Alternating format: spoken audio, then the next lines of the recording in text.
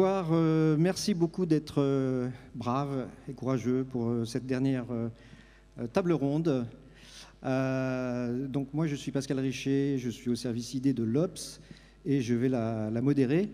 Donc, le thème de ces journées, c'est bifurcation, et je me suis rendu compte que les tables rondes, les séances plénières d'aujourd'hui et de demain sont consacrées à l'État. Donc je pense que l'État est quelque chose qui revient, est une idée qui revient en force, effectivement.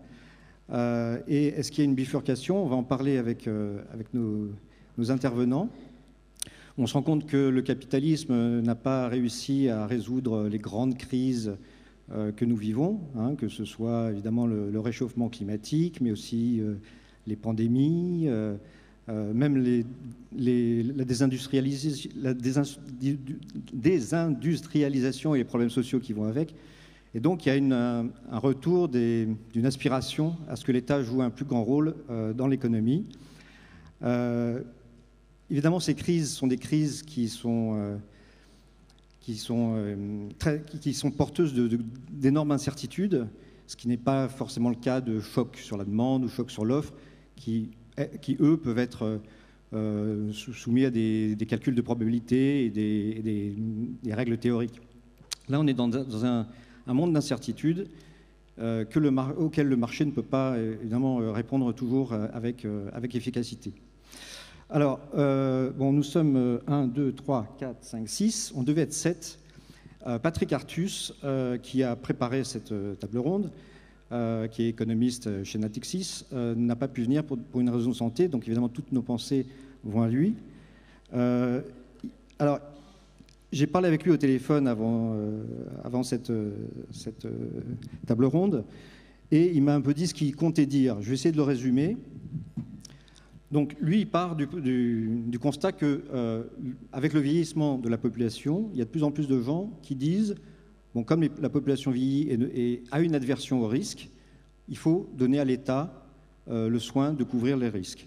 Effectivement, l'État, il se pose en garant de l'épargne, il se pose en garant des crédits, on l'a vu avec les PGE, il se pose en garant des banques, parfois il garantit des émissions obligataires pour d'autres, il couvre les catastrophes naturelles, il couvre les risques climatiques, il couvre aussi les risques de cybersécurité, et Patrick Artus se demande jusqu'où est-ce que ça peut aller. Et c'est le thème de cette conférence, jusqu'où. Lui, il pense qu'il ne faut pas que ça aille trop loin, parce que ça pose plusieurs problèmes. L'un des problèmes, c'est que si effectivement l'État prend tous les risques, eh bien, se pose une question d'aléa moral, c'est-à-dire qu'il y a des gens qui vont surinvestir dans des activités risquées, ce qui va perturber l'allocation des ressources. Donc ça, c'est le premier problème. Le deuxième problème, il dit que de toute façon, ça revient au même, puisque l'État, si jamais il fait des pertes, après, il reporte ses pertes sur les impôts. Donc au final, même s'il prend sur lui ces risques, eh bien, c'est quand même le contribuable, donc les citoyens, qui finiront par subir ces pertes. Donc voilà un petit peu l'idée qu'il voulait développer. J'espère qu'on pourra en débattre avec vous. Donc nous avons autour de moi Pierre-Cyril Aucoeur, qui est économiste et historien. Vous êtes à l'école d'économie de Paris. Non, à l'EHESS, pardon. Vous êtes directeur d'études, mais vous êtes aussi à l'école d'économie de Paris. Ouais. Voilà. Ensuite, nous avons Xavier Rago, qui est président de l'OFCE, qui est aussi directeur de recherche au CNRS. Gaspard Koenig, qui est barbare. Ça vous va? Gaspard Koenig est philosophe, écrivain, vous le connaissez sans doute, et il porte le libéralisme depuis des années en étendard. Sophie Sidos, de l'autre côté, est présidente du MEDEF Isère, donc elle sera la voix des entreprises, et Agnès Benassi-Kéré, juste à ma gauche, elle est chef économiste de la Direction générale du Trésor.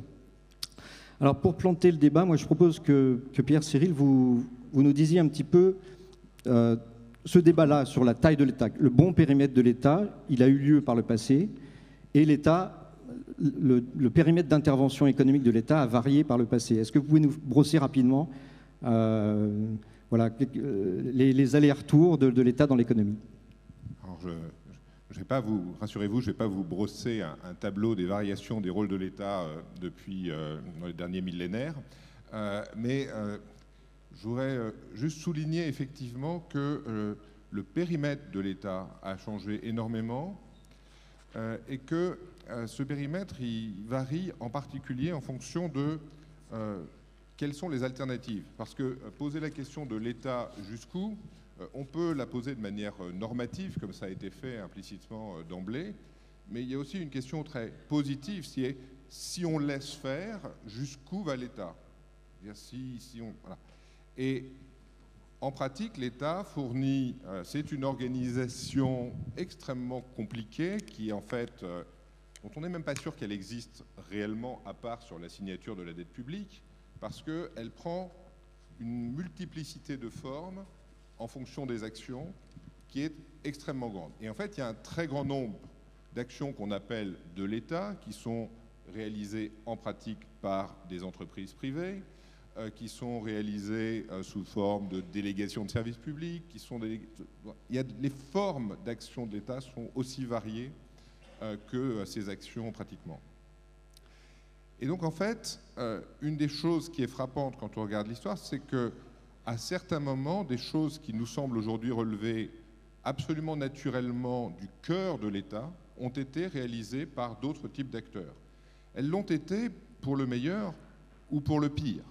C'est-à-dire que dans un grand nombre de cas, c'est seulement qu'il y avait d'autres acteurs qui étaient plus puissants et qui avaient la capacité de réaliser des choses, de prendre des places auxquelles l'État s'est substitué ensuite parce qu'ils avaient échoué ou parce que lui-même a réussi à gagner en puissance. Et les économistes, on a une grande tendance à penser l'État va rendre des services plus ou moins efficacement, etc. Mais la première chose que recherche l'État est la même chose. La première chose que recherche la plus grande partie des grandes organisations privées, c'est d'abord la puissance. Et la puissance, elle se fait très largement au détriment de ceux auxquels on rend des services. Et la puissance est un concept que les économistes ne manient pas bien et ne savent pas très bien comment manier. Ils parlent de monopole, ils parlent de choses comme ça, mais en réalité, c'est quelque chose à quoi nous sommes tous confrontés quotidiennement.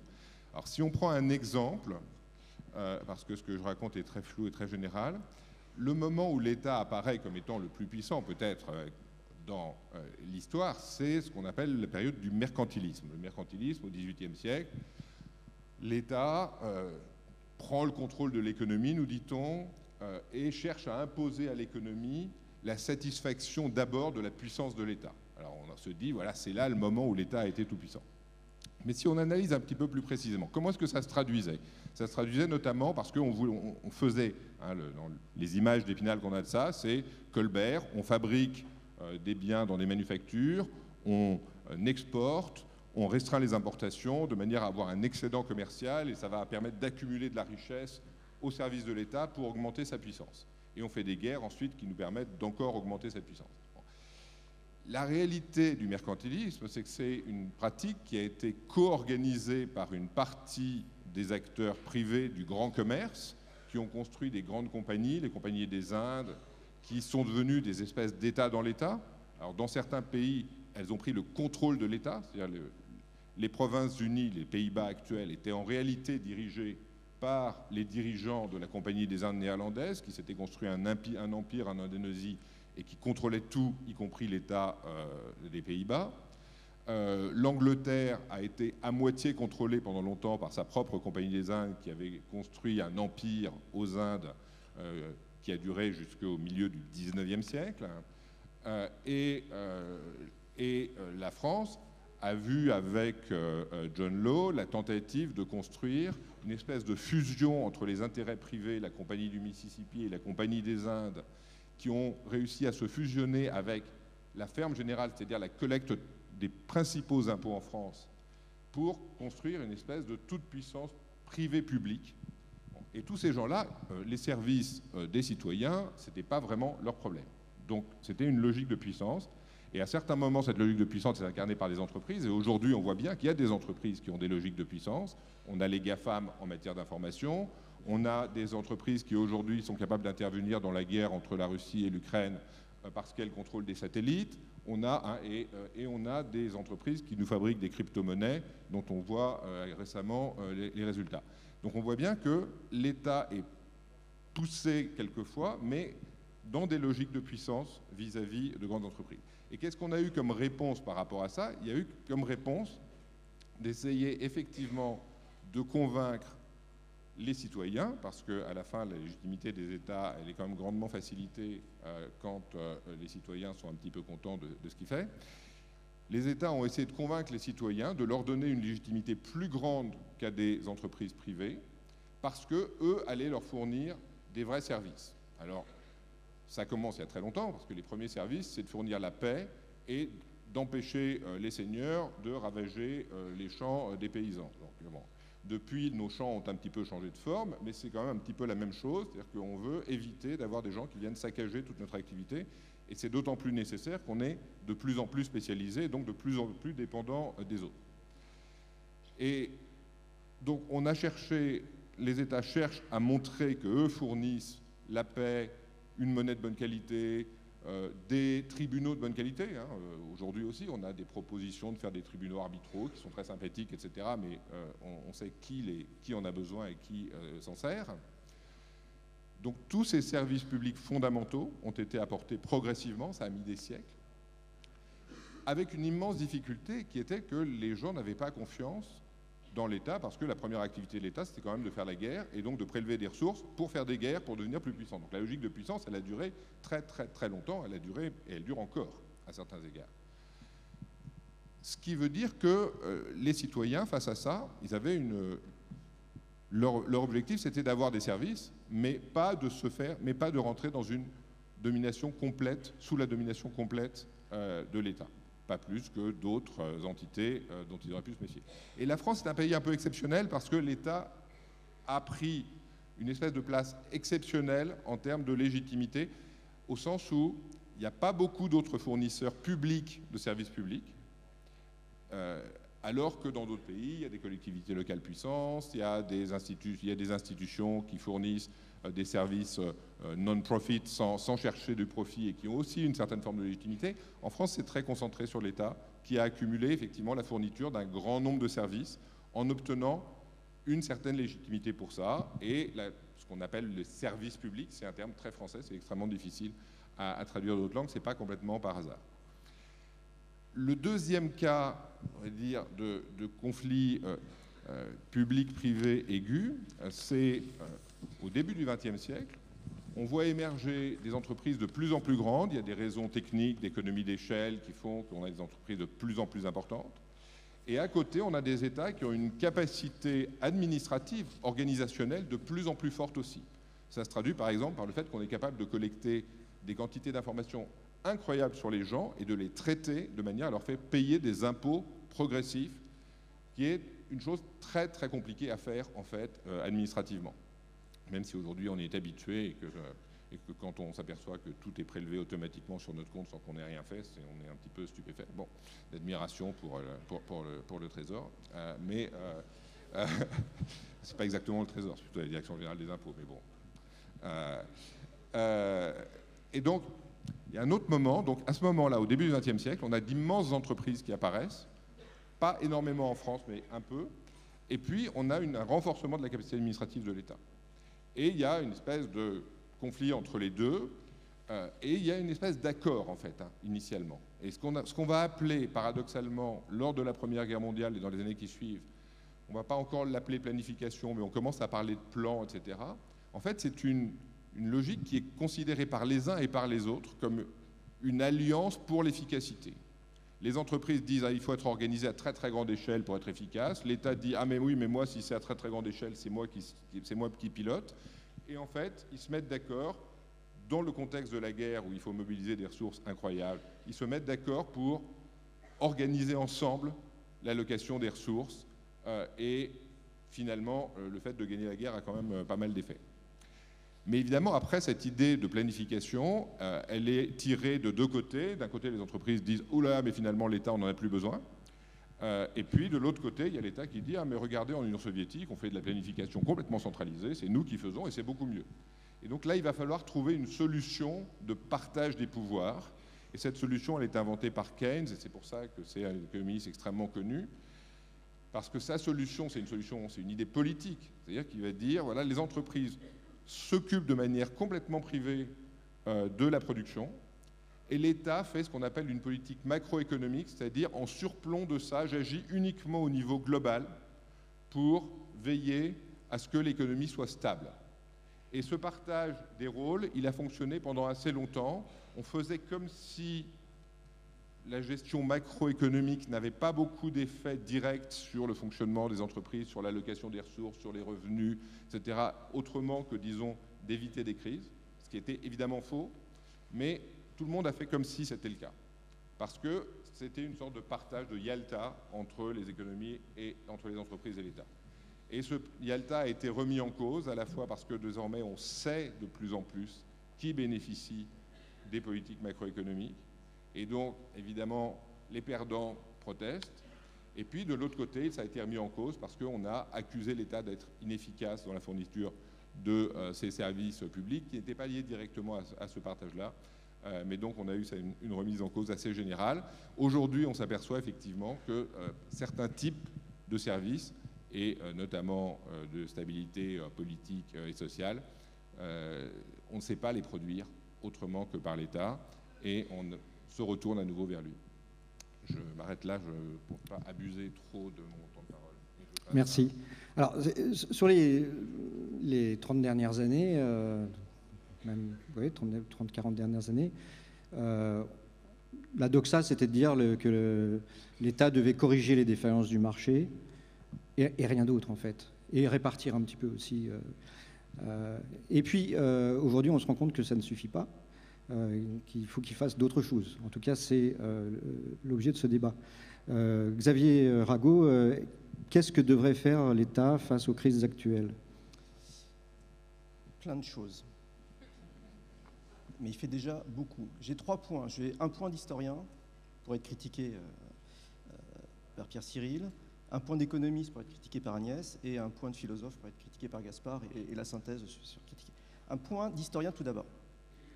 Je vous dis directement ma conviction, je pense que l'État n'a jamais été aussi présent, alors c'est un peu grandiloquent, excusez-moi, mais l'État n'a jamais été aussi présent dans la vie des individus aujourd'hui dans l'histoire de l'humanité, point.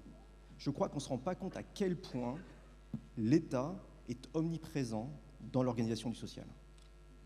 Je peux vous donner plein d'exemples. Je commence bas. La part de la richesse redistribuée par l'État, qu'on peut mesurer par 2 manières, les dépenses publiques dans le PIB ou les impôts dans le PIB, aujourd'hui, en France, atteignent plus de 50%, 56%.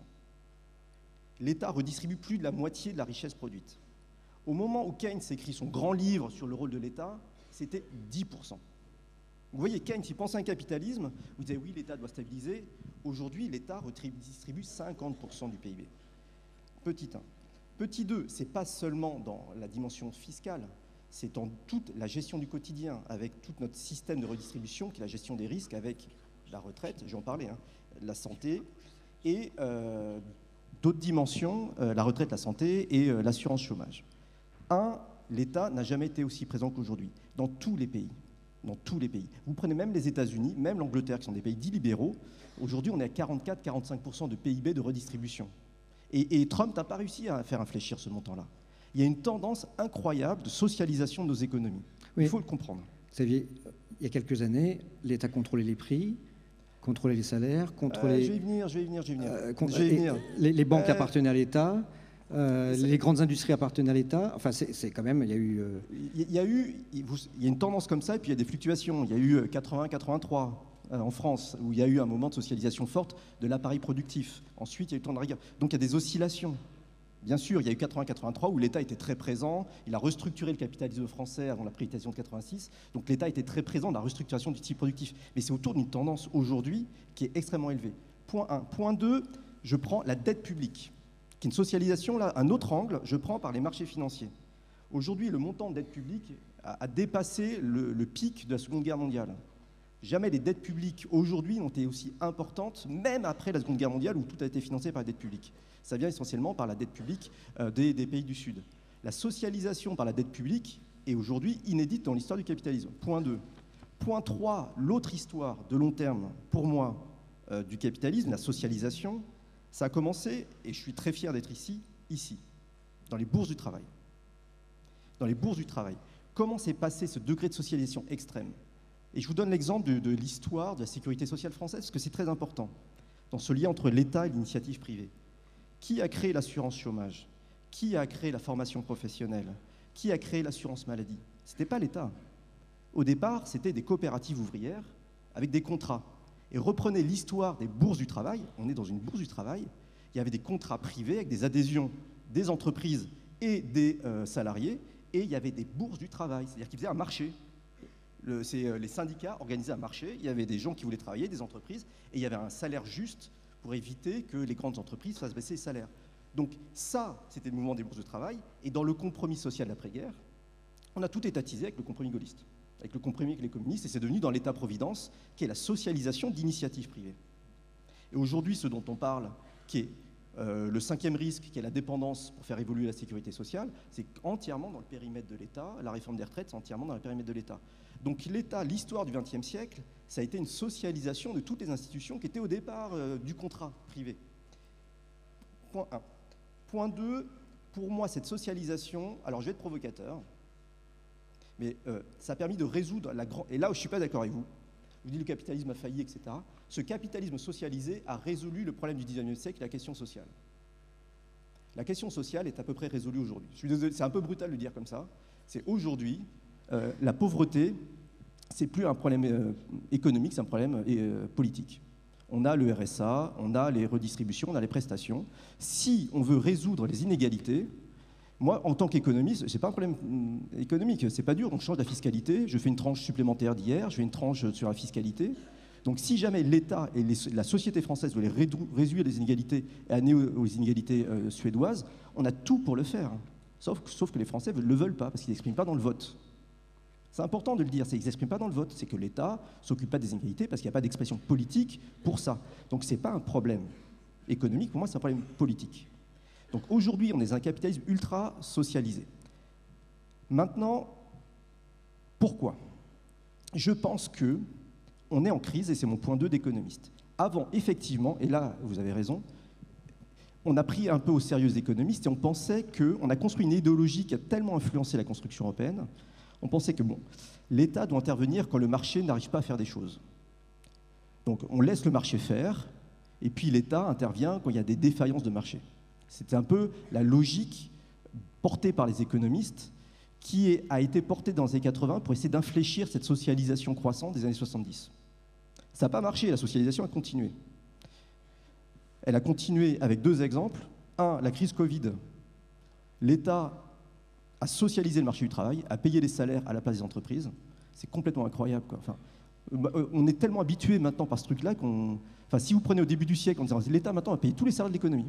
Voilà, c'est comme ça, il y a un petit problème sanitaire, l'État va payer tous les salaires, les entreprises vont payer de salaire, et après l'État va financer par dette. Ça passe comme lettre à la poste, toute l'Europe a fait ça.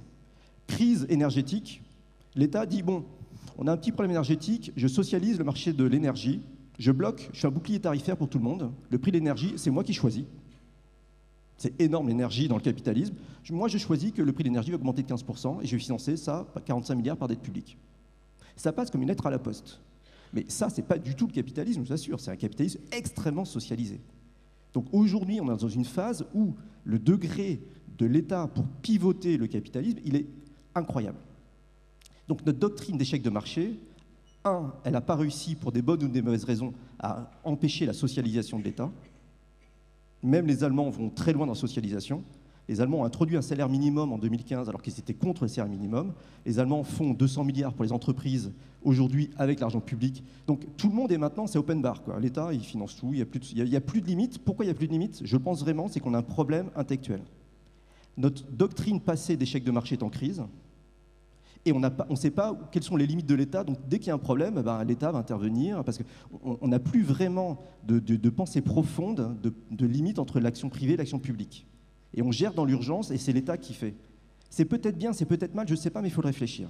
Il faut vraiment le réfléchir. Je pense vraiment que votre génération, vous les jeunes, vraiment l'enjeu sera de repenser l'articulation entre le privé et le public. Mon troisième point, et je vais m'arrêter là, je vous rassure, c'est que le début. Parce que la question énergétique va multiplier ce sujet-là.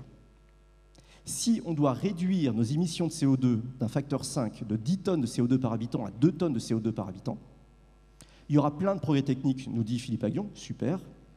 On va peut-être réduire de moitié jusqu'à 5 tonnes et arriver à 2%, mais les efforts, si vous regardez concrètement ce que ça veut dire pour forcer les gens à changer, diminuer par 2 la consommation de viande, changer la décarbonation, faire un prix du carbone à 200 € la tonne, des choses qui sont incroyables, ce n'est que le début de faire pivoter l'État sur la question environnementale, comme on a réussi à faire pivoter l'État sur la question sociale dans le XXe siècle. Donc il y aura une seconde vague de socialisation avec la question environnementale. Mon troisième point, je vais m'arrêter là, c'est que la question de la liberté va se poser. On a construit le capitalisme, alors là je vais aller vite parce que Gaspard sera plus clair, sur le passage de la liberté des anciens à la liberté des modernes. On nous dit la liberté, c'est je suis libre, je fais ce que je veux, je fais sur les réseaux sociaux, je prends l'avion, voilà, ma liberté, c'est je fais tout ce que je veux sur le marché.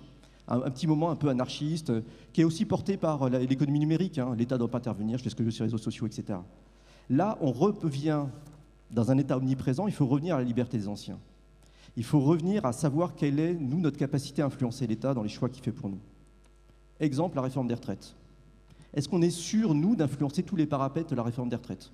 L'âge, etc. Je pense qu'il y a un sujet vraiment de refaire une expression politique des consommateurs, nous, pour influencer vraiment l'administration publique. Pas que l'État, ça ne marche pas, le Parlement, etc. Vraiment, faire des choses comme les conventions citoyennes pour gérer que les citoyens réfléchissent à la fiscalité du carbone, réfléchissent à la réforme des retraites. Ça ne devrait pas être qu'un truc techno, la réforme des retraites. Il faut vraiment une convention qu'on prenne un an à réfléchir vraiment sur à quel âge on veut partir en retraite et combien on est capable de payer. Vraiment, il faut changer le mode d'expression politique pour débureaucratiser l'administration et faire des expressions politiques dans cet État qui sera socialisant dans nos capitalismes. Ce qui est le début d'un changement plus que profond.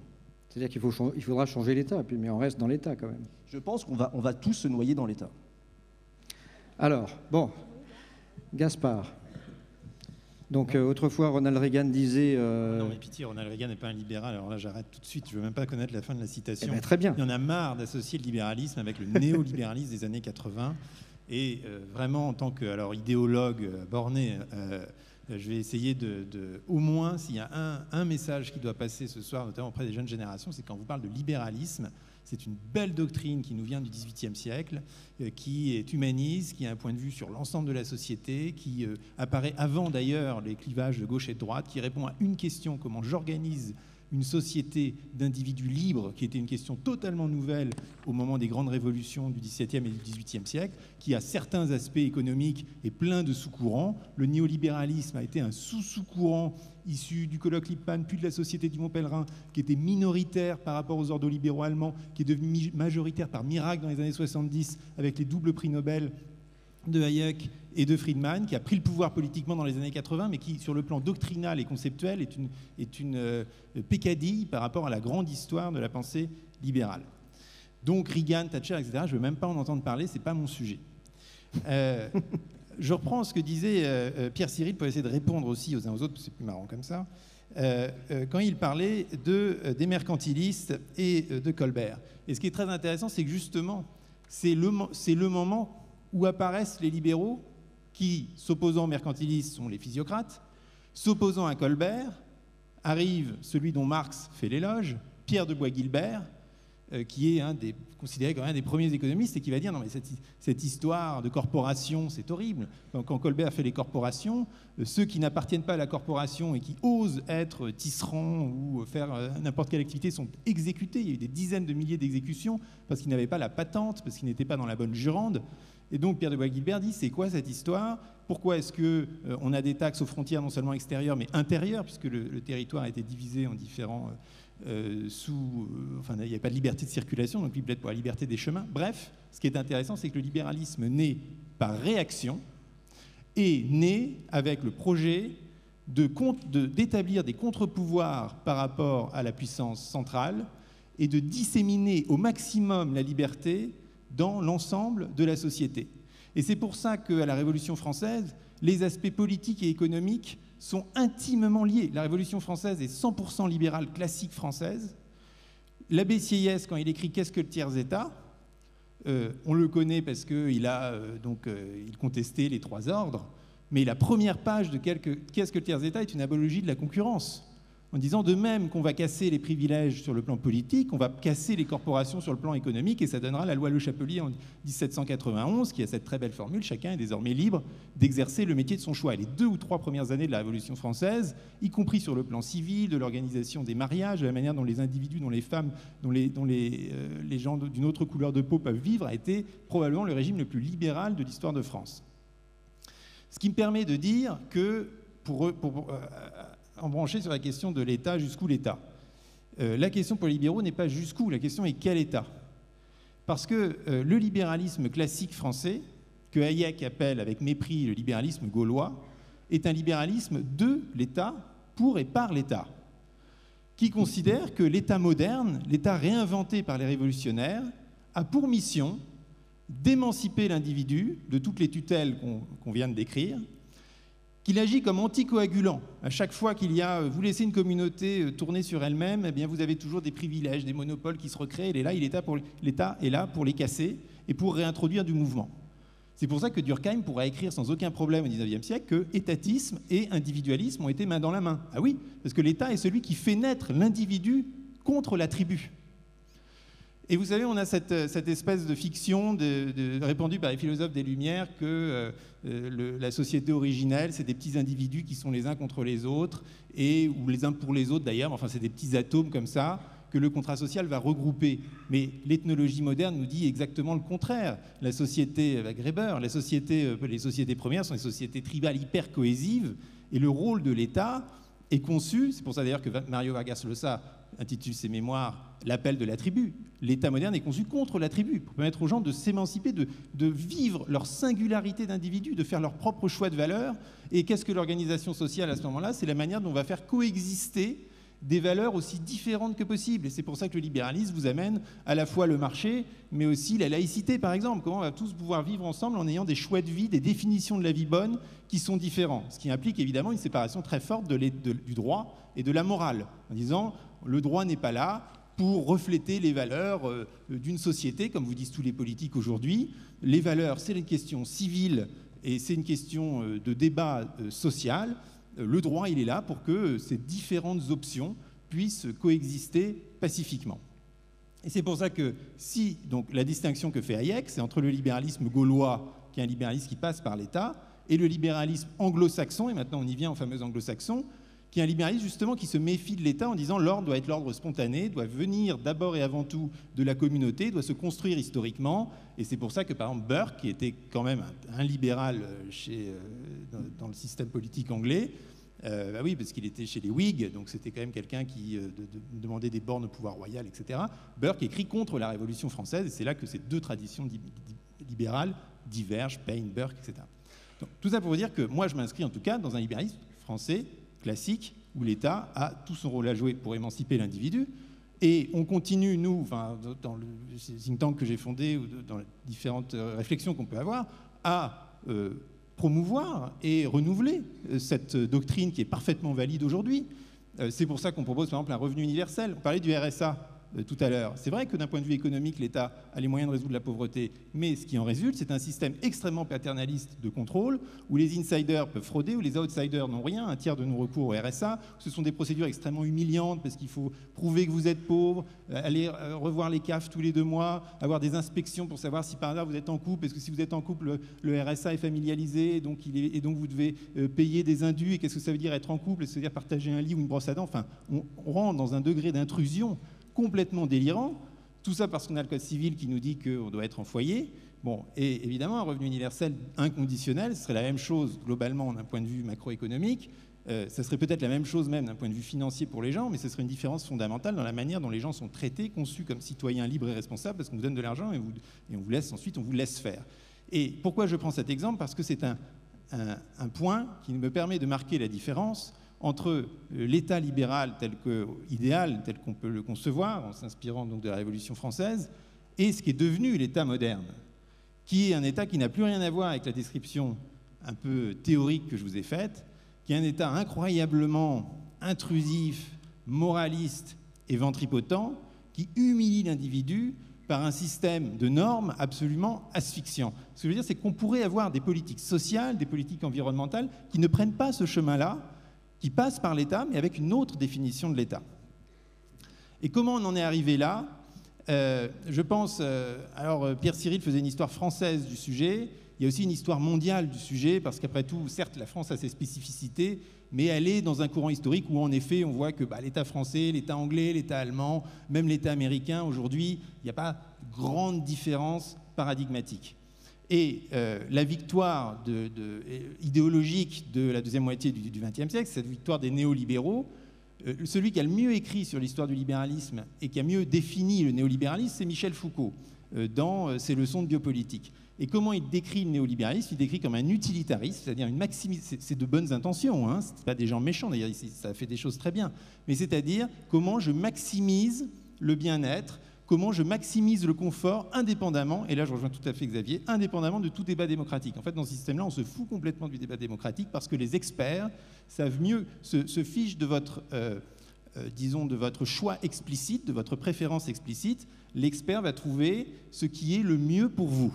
D'où tout ce système de nudge dans lequel la technologie actuelle, d'ailleurs, s'inscrit avec un grand bonheur. Cet utilitarisme, c'est pas, et là encore une fois, deuxième mythe, c'est pas l'État qui dérégule, qui, disons, s'abstrait du champ, et le secteur privé qui vient manipuler les comportements. Non, c'est les deux qui vont ensemble, et ça Xavier l'a très bien dit aussi. C'est-à-dire que l'État grossit pour mettre en place toutes sortes de moyens de surveillance. Pascal disait, oui, mais les banques sont privatisées, mais les banques, c'est plus des entités privées, enfin. Les banques, c'est le secteur public, sauf que les gens gagnent de l'argent à l'intérieur.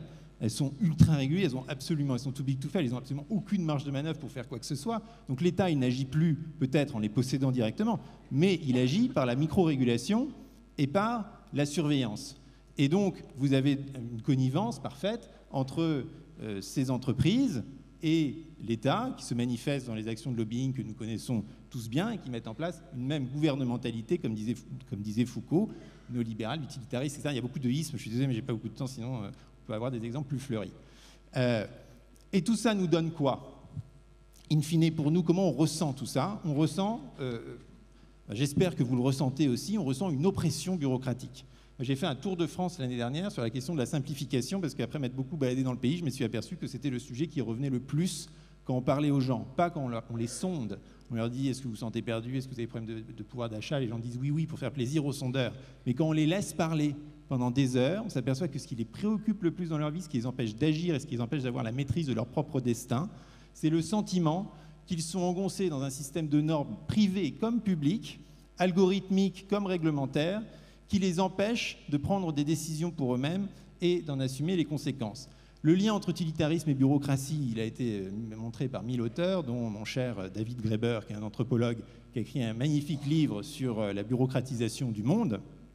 Et c'est un problème qui est chiffré aujourd'hui, puisque le Conseil d'État publie régulièrement des rapports pour expliquer qu'il y a une inflation normative, que trop de lois tuent la loi. Et de toute façon, on a atteint un point d'asphyxie où je pense que plus aucune réforme disons, rationnel n'est possible, que tout ça, pour rebondir avec ce qu'aurait dit Patrick Artus, ça vient effectivement, in fine, d'un refus du risque. La norme se construit par refus du risque. D'ailleurs, la norme se construit très souvent avec ou poussée par la question assurantielle, ce que François Ewald a montré notamment dans son État-providence, mais on le voit sur plein de points de détail. Donc, et je vais finir alors. David Graeber, cet anthropologue donc, formidable, un peu anarchiste, même complètement anarchiste, parce que vous voyez, le truc, c'est que le politique doit reprendre le pouvoir. C'est-à-dire, comme disait Xavier,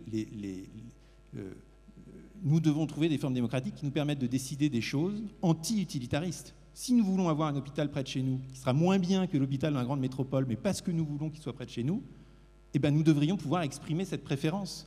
Nous devrions pouvoir faire des choix inefficaces, sous-optimaux, parce que ce sont les nôtres et parce qu'on veut essayer de vivre comme ça et parce qu'on préfère. D'ailleurs, les économistes libéraux commencent à s'en apercevoir, puisque Landier et Tesmar publient un livre sur le prix des valeurs qui dit globalement exactement ça. Les gens sont prêts à payer plus, donc avoir, en termes utilitaristes, une décote pour exprimer un choix qui peut être d'ordre esthétique ou moral et qui est d'autant plus légitime.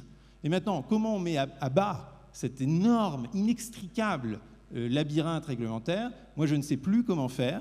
Je ne pense pas en fait que ça puisse venir de... Les hauts fonctionnaires sont parfaitement lucides là-dessus, les politiques sont lucides, mais personne ne peut plus le faire. Personne n'a la capacité intellectuelle de dénouer cette pelote. Et donc David Graeber nous dit, et c'est ma conclusion, dans ces cas-là, comme ça s'est déjà produit dans l'Empire romain, dans l'Égypte ancienne ou à Babylone, qu'est-ce qui se passe? Eh bien, l'État perd peu à peu foi en lui-même. Vous voyez aujourd'hui les fonctionnaires, ils disent bah oui, on sait que c'est nul, on sait que c'est absurde, mais on doit continuer à le faire. Et à ce moment-là, quand la fragilité morale de l'édifice est totale, arrivent les barbares de l'extérieur qui ravagent tout. Et sur cette tabula rasa, on peut reconstruire, on reconstruira l'État libéral, révolutionnaire, sympathique que j'ai décrit au début. On parlera des barbares tout à l'heure si vous voulez. Merci Gaspard. Alors il y a une question quand même qui est centrale, c'est la question de la transition écologique, puisqu'on a besoin d'investissements massifs. Vous pourrez en parler évidemment tous les trois, mais je vais poser quand même la question d'abord à Agnès Benassi-Kéré, qui est donc chef économique au Trésor. Est-ce que c'est l'État qui doit porter ces investissements? Est-ce que c'est le seul à pouvoir le faire, d'une part, et est-ce qu'il est correctement outillé pour le faire? Merci beaucoup. Alors, si je comprends bien, je représente ici l'État ventripotent. Donc, je vais essayer de tenir mon rôle. Alors, c'est assez frappant, en effet, que je crois que c'est Pierre Thierry qui l'a dit au début, on parle de l'État, donc sous-entendu, c'est l'État au sens strict. Hein, c'est pas les administrations publiques. Et c'est pas quelque chose d'universel. Non, mais c'est pas quelque chose d'universel. C'est assez frappant en France. Il y a une demande de plus de décentralisation, qu'on écoute plus les territoires, etc., etc. Mais en fait, quand il y a une énorme crise, quand il y a un énorme problème, on se tourne vers l'État. L'État n'a pas fait ceci, cela, etc. Et je rassure Gaspard, l'État, beaucoup de gens connaissent son adresse et est soumis à une grosse demande sociale pour plus d'État, hein, pour plus d'intervention, plus de protection sociale, plus de sécurité, et les entreprises demandent également beaucoup de subventions, de crédits d'impôt, etc., etc. Hein. Et donc, je veux dire, l'État ne fait que réagir par rapport à une demande sociale. Enfin, il n'invente pas un édifice hors de tout contexte social. Alors, donc, nous arrivons aujourd'hui avec l'héritage de la pandémie. Donc, l'héritage de la pandémie, c'est quoi? C'est de la dette. Et c'est un système productif qui a été tenu à bout de bras, ça, Xavier l'a dit, et donc qui a été sauvé. Mais c'est une parenthèse. Donc, le système productif revient, produit. C'est un succès, au sens la production est au-dessus de son niveau pré-pandémique, l'emploi est très nettement au-dessus. Donc c'est un succès, mais on a deux héritages, on a de la dette et on a cette impression que l'État finalement peut tout, quoi. Donc immédiatement après vient la crise énergétique et là c'est un peu c'est plus difficile au sens où c'est un choc de terme de l'échange. Donc ça veut dire que l'État, toujours lui, fait un chèque, enfin non, c'est pas l'État en fait, c'est l'ensemble de la nation fait des chèques aux pays exportateurs d'énergie, ces énergies que nous importons, et ça c'est de l'argent qu'on ne va pas pouvoir utiliser nous. Donc l'État ne peut pas l'utiliser, les consommateurs ne peuvent pas l'utiliser, les entreprises ne peuvent pas l'utiliser, c'est un appauvrissement. Et cet appauvrissement, il n'a pas encore été bien perçu totalement par la population, puisque l'État, toujours lui, a absorbé pour l'instant, hein, avec les différents boucliers, les aides, etc., a absorbé l'essentiel du choc. Or, il va falloir, c'est pas soutenable, hein, 5% de déficit, c'est pas soutenable, on peut pas rester comme ça. Et donc, l'idée, c'est de lisser le choc pour que, et je vais venir à la transition, hein, pour que les agents puissent investissements. Investir pour mieux absorber et s'organiser pour que ce soit moins douloureux. Mais néanmoins, ce choc arrive. Et là, je trouve que Gaspard est un peu injuste parce qu'il y a aussi une demande donc de mieux cibler les aides pour ne pas gaspiller l'argent. Donc, effectivement, on a le droit de faire des choix inefficaces. Le Royaume-Uni fait un choix inefficace avec le Brexit. Je pense que c'est assez consensuel. C'est démocratique. Ils ont choisi, c'est comme ça. Et donc, ils ont choisi collectivement d'être plus pauvres. Il y a d'autres avantages, mais en tout cas, sur le plan économique, je pense que ça ne fait pas question.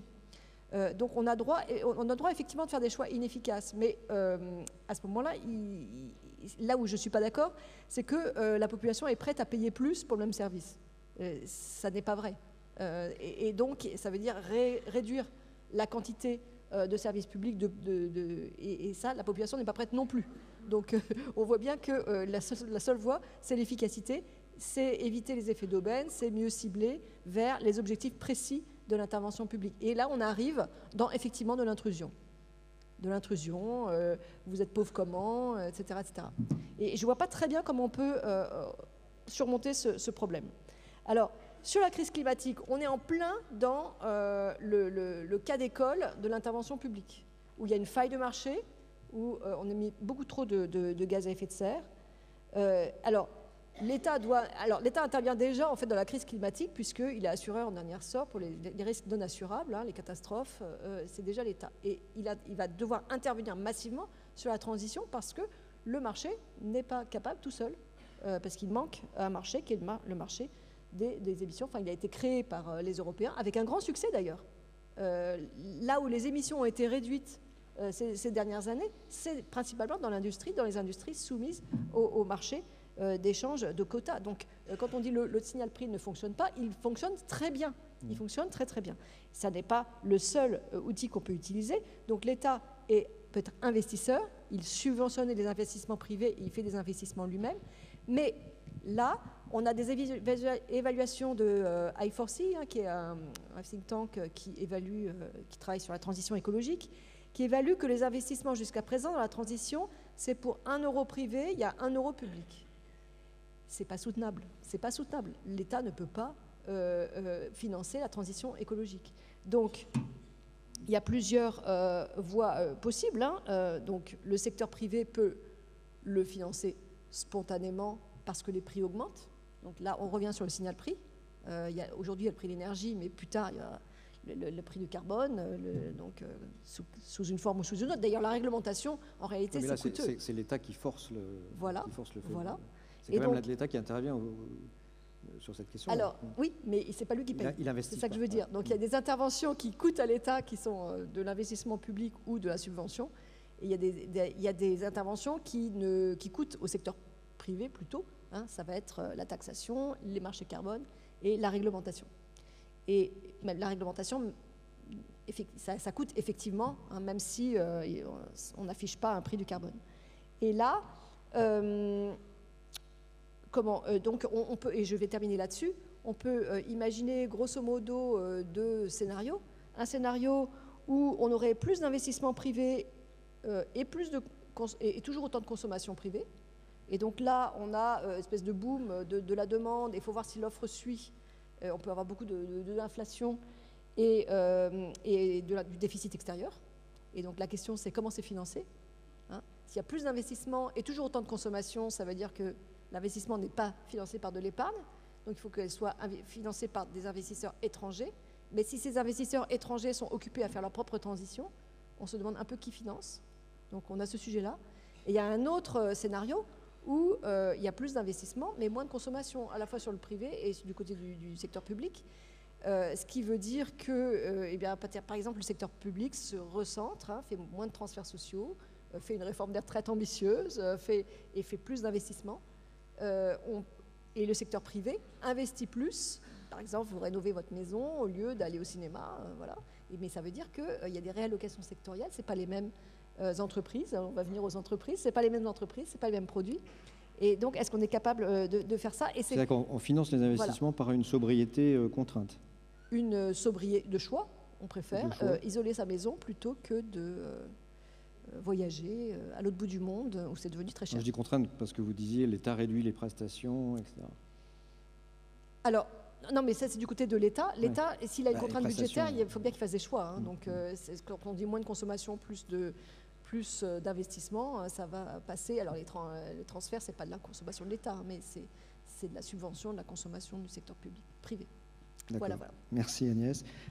Sophie Sidos, donc, est-ce que les entreprises ont besoin de ces contraintes imposées par l'État pour s'adapter à cette transition écologique dont on a besoin? Parce que finalement, si l'État n'est pas là, les entreprises ne le feront pas d'elles-mêmes.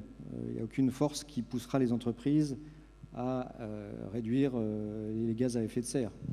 Il faut bien qu'il y ait une contrainte ou quelque chose. Alors, les contraintes de l'État, on les a déjà. Hein. Les contraintes, elles sont là. Et on ne peut pas ne pas s'en soucier. On est bien obligé de payer et de s'y soumettre. Maintenant, est-ce qu'on va pouvoir le faire? Ça, c'est plus compliqué. Je veux quand même remercier le rôle de l'État pendant la pandémie de la Covid, parce que sans l'État, le choix, de toute façon, il n'était pas très compliqué à faire. Soit on avait des millions de faillites d'entreprises, soit l'État s'endettait. Et l'État a choisi le quoi qu'il en coûte. L'État s'est endetté et, moyennant quoi, a aidé les entreprises. Donc, il faut quand même remercier, parce que c'est vrai qu'on serait peut-être plus là aujourd'hui.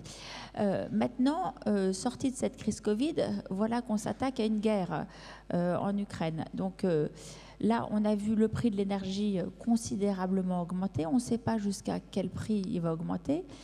On a un prévisionnel pour les entreprises aujourd'hui qui n'existe pas, parce que celui qui va me dire à quel prix va être demain l'électricité et le gaz, je l'invite tous les jours chez moi.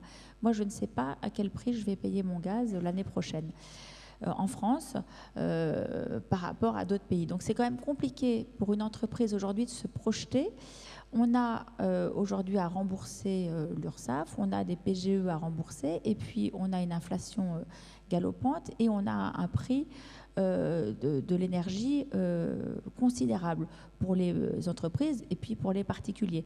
Alors, faire des efforts dans la sobriété, évidemment. Moi, personnellement, la sobriété, quand on nous a dit 10%, je me suis dit, mais pourquoi pas 20, et puis pourquoi pas 30, pourquoi pas 40, pourquoi 10%? Enfin, quelque part... C'était réfléchi. Quelque part, c'est aussi nous dire, ben, vous gérez mal vos entreprises parce que vous pourriez gagner finalement 10% de plus. La sobriété, quelque part, c'est le capitalisme, c'est la rentabilité de l'entreprise. Donc, pourquoi pas gagner plus? Je trouve que, quelque part, c'est un peu nous dire, vous avez mal su faire votre truc, vous pourriez gagner un peu plus. Je pense que la sobriété dans les entreprises, depuis toujours, on cherche à la faire. Là, on a un coup de massue qui nous arrive sur la tête, donc c'est vrai qu'on est obligé de s'en saisir, mais beaucoup plus que ce qu'on voudrait vraiment faire. Alors peut-être qu'il a fallu cette alerte pour qu'on se réveille un petit peu plus, ça c'est vrai. Maintenant, comment est-ce qu'on va s'en sortir? Là, c'est quand même, on est dans un cadre où il faut accélérer cette transition écologique, et c'est cette guerre en Ukraine qui nous l'a montré. Il faut aller beaucoup plus vite. Comment? Je dois reconnaître que la solution, elle n'est pas facile. Alors, soit on arrête de consommer et on arrête de respirer tout de suite, c'est une première solution. Ce n'est pas celle que les entreprises ont envie de faire. Les entreprises, elles ont envie de continuer, d'innover, de créer, et il faut trouver des solutions qui n'existent pas. Il faut lancer des programmes de recherche, il faut investir plus d'argent. Nous, au MEDEF, on estime que c'est entre 60 et 80 milliards d'euros par an qu'il va falloir investir si on veut s'en sortir, si on veut sortir de cette transition écologique. Ma question, c'est est-ce que vous pouvez le faire? Est-ce que vous pouvez faire ce type de bifurcation sans l'impulsion de l'État? Oui, alors je pense que sans l'impulsion de l'État, ça va être très très très compliqué, parce que je ne sais pas quelle entreprise aujourd'hui peut dégager autant de bénéfices pour y arriver. Je crois que c'est impossible. En revanche, avec l'impulsion de l'État, évidemment... Je ne parlais pas forcément d'aide de l'État, hein. C'était aussi... une impulsion de l'État. Je vous donne un petit exemple. La réglementation, Alors, un exemple très simple, chez moi, puisque j'ai une entreprise qui fabrique de la poudre grise, du ciment, qui est émetteur de CO2, puisque le ciment en France produit 1,8% de consommation de CO2. On est sur des programmes pour réduire cette décarbonation. On aimerait fabriquer de l'hydrogène, c'est pas très compliqué avec la chaleur fatale de nos fours. Avec cet hydrogène, on aimerait le combiner à notre CO2 pour faire du méthanol. Aujourd'hui, on ne fabrique pas de méthanol en France, ça serait un méthanol vert. Pour arriver à faire cette machine à gaz, on peut y arriver pas seul, avec par exemple un programme Innovi qu'on en lance avec EDF. On a demandé à l'État de nous aider parce que c'est un programme qui n'a jamais encore été fait. C'est de l'innovation complète. On pense qu'on peut y arriver. Si on y arrive, jackpot, parce qu'on passe du très mauvais au très bon. C'est ça l'innovation dans les entreprises. Mais seul, on va avoir du mal à le faire parce qu'on est une entreprise, nous, familiale, privée, et on n'a pas assez d'investissement pour y arriver. Donc, l'État est en train de regarder notre dossier très près. On a de fortes chances pour qu'il aboutisse. On espère très très vite pour très vite arriver à se décarboner. On a d'autres sujets de cet ordre-là qui est sur, par exemple, le solaire en France. On aimerait bien avoir beaucoup plus de solaire. Simplement, ça prend du temps pour avoir du solaire. On ne peut pas le mettre partout. On a des contraintes et des normes aujourd'hui qui sont extrêmement compliquées à appliquer sur nos terrains agricoles où on ne peut plus mettre de panneaux solaires. Il faut les mettre en toiture ou en ombrière, ce qui est plus cher et pas toujours facile à faire. Donc on a beaucoup de contraintes qui font qu'on est freiné pour aller vers cet élan. Donc je pense qu'il va y avoir un compromis, évidemment, entre une aide de l'État pour accélérer cette transition, pour aller plus vite pour avoir cette énergie solaire, trouver aussi comment en France on peut fabriquer cette énergie qui aujourd'hui est chinoise, comment on peut développer plus de savoir-faire français, parce que quand on prend quelque chose en Chine, on l'amène chez nous, donc il y a une taxe carbone qu'il va falloir quand même remettre sur le devant, parce qu'aujourd'hui on ne paye pas cette taxe carbone et ça nous pénalise fortement, nous, nos entreprises. Moi, par exemple, on m'impose beaucoup de contraintes dans mon entreprise et puis parallèlement, je vois que j'ai un importateur de ciment étranger à côté de chez moi. Lui, il n'a pas de contraintes, donc on ne joue pas tous les deux dans la même cour. Et la troisième chose que je voulais vous dire aujourd'hui, c'est qu'on a l'impression que dans d'autres pays, je prends l'exemple de l'Allemagne, il y a un nouveau plan pour les entreprises qui, lui, est de 200 milliards d'euros pour les aider. Nous, on nous aide, en effet, on va nous accorder 12 milliards aux entreprises françaises pour essayer d'aller plus vite, mais c'est quoi 12 milliards par rapport à 200 milliards? Alors, c'est vrai que l'État français a mis énormément d'argent dans le social. Je ne vais pas faire la crise de ce qui a été fait et dire que ce n'était pas bien de l'avoir mis dans le social et qu'il fallait le mettre dans l'investissement, dans l'innovation, mais aujourd'hui, on est un peu en peine par rapport à d'autres pays qui, j'ai l'impression, l'économie américaine a annoncé ce matin à aller vouloir aider encore plus ces entreprises. J'aimerais pas qu'on soit à la traîne en France par rapport à d'autres pays européens. Donc moi, je pense que si l'État nous aide, et sans l'État, on n'y arrivera pas, c'est sûr. Il faut l'État. Ok, merci beaucoup. Est-ce qu'il y en a qui veulent réagir à ce qui a été dit? Oui, Xavier? Alors, juste pour la salle et pour les gens qui nous suivent en direct, vous pouvez envoyer des questions par SMS et je les relayerai. Je voudrais défendre Hayek. Je voudrais être... un point de désaccord avec Gaspard. Ça a l'air un peu intellectuel, mais je pense que c'est assez important. Je pense que ce qu'on appelle le néolibéralisme, c'est-à-dire qu'on n'a pas besoin d'État, on peut se débrouiller tout seul, par le marché, je pense que l'intellectualité française est dominée par une pensée qui est effectivement celle de Michel Foucault, de dire que ça, c'est lié avec les ordolibéraux, avec les Allemands, avec les Américains ensuite. Et puis si vous prenez ce livre, quand il parle du libéralisme français, il arrive à Giscard. Voilà, Giscard.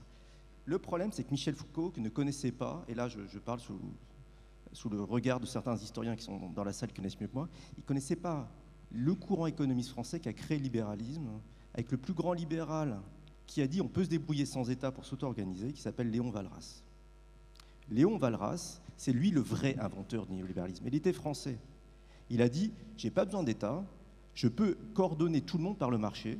Cet État omniprésent, et à l'époque, souvenez-vous, c'était l'État, début du siècle, c'est l'État, relisez Germinal, etc. C'était l'État qui envoyait les soldats briser les grèves, qui forçait les gens à travailler. Bon, c'était l'État qui était plutôt autoritaire du côté d'une industrialisation qu'il imposait aux ouvriers, ce que Bourdieu appelle la main droite de l'État. Et en fait, le constructeur du libéralisme, Léon Walras, était un socialiste. Il était un socialiste et ruiné dans les coopératives ouvrières pour financer des entreprises. Il a créé des réseaux de banques, il a perdu beaucoup d'argent comme ça. C'était un socialiste. Donc le socialisme libéral pro-marché, qu'après, c'est français. Et moi, j'ai une grande tendresse pour ce socialisme-là, parce que les gens, ils se débrouillent eux-mêmes, voilà, ils produisent. Et quand je vous ai fait l'histoire des bourses de travail, donc la sécurité sociale vient de ce socialisme-là, libertaire, français, qui a créé l'État, une partie de l'assurance sociale, avec d'autres courants, le christianisme social et autres. Je pense qu'il faut un peu défendre cet esprit de parfois on peut se débrouiller sans forcément injonction publique, en se débrouillant par le marché. Et là, je pense qu'il y a un débat à avoir, et là, je saute un siècle, sur, par exemple, la fiscalité du carbone. C'est très intéressant, cette histoire. On dit, enfin, nous, économistes, on est plutôt du côté de Walras. On dit, on a un problème d'émission du carbone, donc laissons les gens faire tout ce qu'ils veulent, mais disons qu'il ne faut pas émettre du carbone, faisons une taxe du carbone. Voilà, si vous polluez, ben, ça coûte cher, et puis les gens ils vont se débrouiller pour ne pas polluer, puis ils se débrouillent dans leur vie eux-mêmes. Dans la Convention citoyenne sur le climat, les Français, ils ne veulent pas d'une taxe carbone, ils veulent une régulation. Ils disent non, on ne va pas passer par le marché. On veut une régulation, on veut empêcher les vols de moins de 4 heures en France, on veut empêcher les gens de faire des choses, on ne veut pas que ça passe par le marché. Et les économistes qui ont été devant cette Convention citoyenne en disant peut-être on va essayer de laisser les gens un peu libres avec une fiscalité du carbone qu'on redistribuera aux ménages les plus pauvres, hein, pour pas appauvrir, pour vraiment donner du pouvoir d'achat aux plus pauvres qui paient le prix du carbone. Il y a une opposition des Français là-dessus. Les Français ne croient pas au marché. Et il faudrait les convaincre que c'est quand même un peu utile le marché quand même. C'est un peu de liberté de pouvoir soit voyager, soit chauffer sa maison avec un budget carbone qu'on aura tous et puis on se débrouille comment le faire. Mais ça donne une petite liberté. Je pense que, après tout mon grand discours, c'est quand même je suis un avocat quand même d'une certaine liberté par le marché pour laisser les entreprises dans le cadre très clair d'incitations fortes pour décarboner, puis après elles vont se débrouiller elles-mêmes, les ménages avoir un budget carbone et puis après ils vont se débrouiller. Il faut un peu réhabiliter un certain libéralisme raisonnable. Voilà. L'une des questions aussi, c'est est-ce que l'État peut participer à la fabrication de nouveaux marchés, innovation, etc. Et cette transition énergétique a besoin de nouveaux marchés. Il faut investir énormément, innover. On voit que les grands mouvements d'innovation, c'est quand même toujours l'État qui les a portés. Hein. L'Internet, il vient de la DARPA, le web, il vient du CERN. Les écrans tactiles, ils ont été faits par l'État coréen. Enfin, c'est les États qui portent ces innovations. Et aujourd'hui, la question, c'est est-ce que pour cette transition énergétique, pour laquelle on a besoin d'énormément d'innovation, ce n'est pas aux États à organiser cette création de marché? Est-ce que quelqu'un veut répondre à cela? Yes. Je pense que, il y a tout un courant de personnes, notamment aux États-Unis, hein, qui pensent qu'on va surmonter la transition climatique avec de la technologie. Mais je pense que, il faut être cohérent. Si ça doit venir des entreprises, il faut que les entreprises aient un aiguillon. Et donc, il faut une trajectoire de tarification carbone. Et c'est comme ça qu'elles vont rentabiliser leurs investissements. Et notre problème, c'est qu'on n'est pas crédible sur cette trajectoire. Et je pense que les entreprises ont besoin d'une certaine vision à 10 ans, 20 ans. Donc, d'une certaine manière, la réglementation y arrive mieux. Je suis complètement d'accord avec ce qu'a dit Xavier, mais en fait, on se rend compte que quand on dit en 2035, on ne vendra plus de voitures thermiques, c'est plus crédible que de dire on va augmenter la taxe carbone de tant 1% par an, alors que ce serait sans doute préférable du point de vue économique, de notre prospérité à tous. Donc on voit qu'on va en effet vers des solutions qui ne sont pas optimales, parce qu'elles, finalement, soit c'est une demande sociale, soit c'est qu'on n'arrive pas à faire autrement pour cranter la transition. Bonne intervention. Je vais réagir parce que...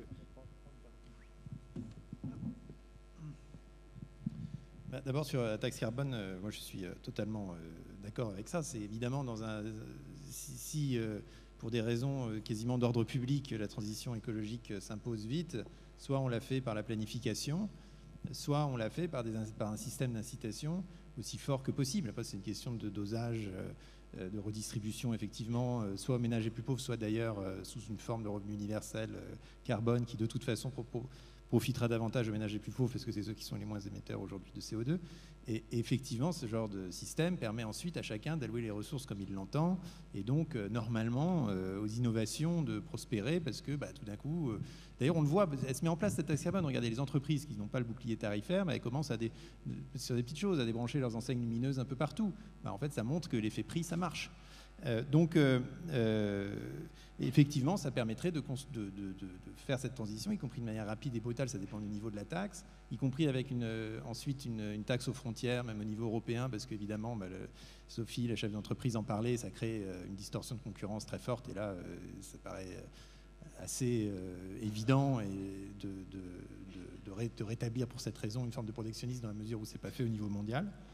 Mais j'aimerais relever juste 3 choses que vous avez dit, parce que vous avez dit tous en des termes différents exactement la même chose.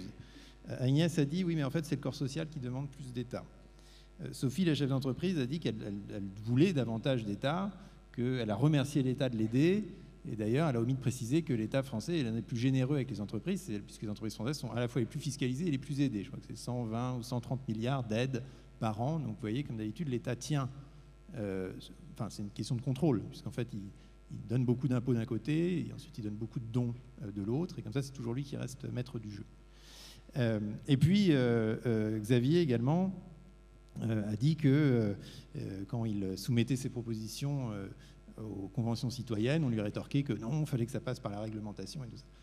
Et je pense que vous dites en fait exactement tous les 3 mêmes choses, c'est oui, mais les Français veulent la trique, veulent l'État, veulent l'autorité, et quelque part, on est dans un cercle vicieux, parce qu'évidemment, quand l'État vous infantilise, vous vous comportez comme des enfants. Évidemment, quand vous êtes très taxé, vous demandez de plus en plus de crédits d'impôt et vous faites votre lobbying. Et donc, le problème, c'est qu'il n'y a pas de proposition politique de remise à plat. Parce qu'effectivement, là, si on dit aux gens, mais non, mais débrouillez-vous tout seul, ils vont dire, non, regardez, d'un côté, je suis très contraint, donc autant au moins avoir... ce à quoi j'ai droit, et ce à quoi mon voisin n'a pas droit ou a peut-être droit, et puis ça génère ensuite toutes sortes de frustrations et de jalousie. Et donc il n'y a pas de proposition politique de remise à plat de tout ça, proposition claire, en disant on va vous donner beaucoup de liberté, mais évidemment avec cette liberté viennent les responsabilités, etc. Enfin, le discours classique. On ne l'entend plus.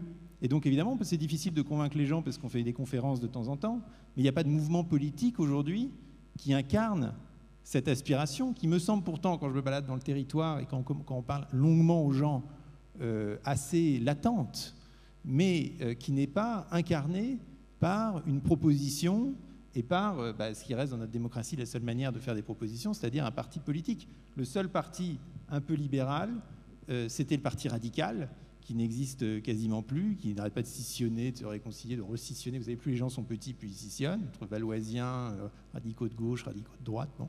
Alors que c'était un très grand parti dans la 4e République. Pierre Mendès France en était l'incarnation. Il plaidait pour une démocratie généralisée, pour un antigaullisme.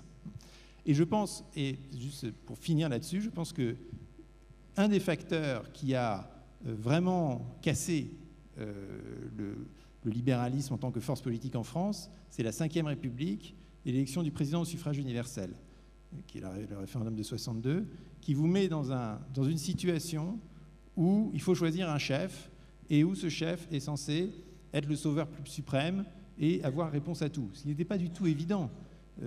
Toute le parlementarisme français s'est construit contre l'idée du plébiscite bonapartiste. Et la 3e République fonctionnait très bien, c'était une démocratie parlementaire.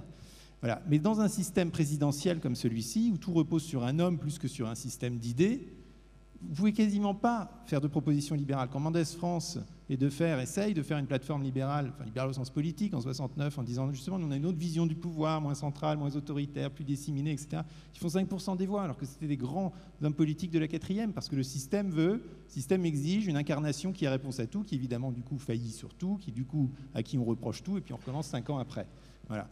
Et donc il y a une question institutionnelle au cœur de tout ça, qui est évidemment extrêmement compliquée à poser, puisque quel président voudra assister à la branche sur laquelle il est assis et qui voudra jamais mettre fin à un système présidentiel, ce qui, dans l'histoire du présidentialisme, ne s'est jamais fait. On n'est jamais revenu sur un système présidentiel de manière pacifique, sans guerre, sans faillite, sans barbare. Merci Gaspard. Sophie, vous voulez dire... Après, on va passer aux questions, parce qu'il y en a, en fait, j'en ai 28, donc on ne pourra pas tous les voir, mais... Bon, moi, je voulais juste vous dire qu'au-delà de sa légitimité de la Convention citoyenne pour le climat, au MEDEF, on a évalué donc, les 20 premières mesures sur la loi climat et résilience. Et cette loi va quand même nous coûter à la tonne de carbone évitée, c'est 800 €, c'est soit 10 fois le prix de la tonne aujourd'hui. Donc ça va quand même... Est-ce qu'on va pouvoir payer ce prix-là? Il faut quand même se reposer la question. Et je voulais juste réagir sur Agnès, la fin des voitures thermiques dans les rêves. Je trouve ça génial, mais en réalité, ça va être très, très compliqué. À Grenoble, on a supprimé les critères 3. On va supprimer en 2025 les critères 2. Donc, ça veut dire que les camions ne pourront plus circuler, parce qu'aujourd'hui, acheter des critères 1, ça veut dire que c'est des camions électriques. Un camion Re6D, ça coûte 100 000 €. Un camion électrique, c'est 300 000 €. Et puis un camion hydrogène, dans les grands rêves, c'est 900 000 €. Nous, j'en ai commandé 3 dans mon entreprise. On les attend toujours. On a 2 ans et demi encore de délai d'attente. De toute façon, on n'a pas de station hydrogène, donc c'est pas plus mal. Mais ça va être compliqué. Et 2025, c'est demain, quoi. Donc, moi, mes entreprises qui doivent rembourser aujourd'hui leur PGE, qui voient les hausses de partout, je vais leur dire, allez, demain, vous allez m'acheter des camions électriques 3 fois le prix de ce que vous avez aujourd'hui. Ils vont me dire, mais ça va pas, Madame Sido, c'est pas possible. On va pas mettre la charrue avant les bœufs. On n'a pas de solution pour supprimer le thermique demain. Donc je pense que c'est très bien, mais là encore, je vais vous donner un autre exemple aux États-Unis, où en Californie, dans mon entreprise, j'ai été aidée à 75% par l'État américain pour changer mes véhicules. Ben, je les ai tous changés, mes véhicules. Je suis passée du jour au lendemain au gaz naturel là-bas et je n'ai pas fait le choix. En France, oui, je suis aidée avec une aide de 5 000 € par véhicule. Bon, 5 000 € sur 300 000 ou 900 000, moi, j'y vais pas. Hein. Je garde mon vieux diesel qui, aujourd'hui, avec les nouvelles normes du diesel, pollue quand même 75% moins. Donc, ça va être compliqué de passer au sans thermique du jour au lendemain. Et puis, les revenus moyens, je pense que ça va être très difficile pour eux de changer de voiture du jour au lendemain. Je ne sais pas, ils vont déjà avoir la rénovation thermique à faire dans leur logement, ce qui va déjà leur coûter 3 bras. Après, il va falloir qu'ils changent leur véhicule. Je ne sais pas avec quel argent de la retraite ils vont arriver à tout changer du jour au lendemain. Enfin, je pense que c'est quand même des conflits, des combats qui vont arriver, qui sont compliqués. Je ne sais pas comment on va y arriver encore une fois seul. Et je pense que là, encore une fois, l'État va devoir tous nous aider pour accélérer cette transition si vraiment on veut aller plus vite. Merci. Agnès, je vous repasse le micro. Je voudrais quand même tempérer ces comparaisons internationales. Bon, d'abord, par rapport à l'Allemagne, hein, les 200 milliards, c'est énormément d'aide aux ménages.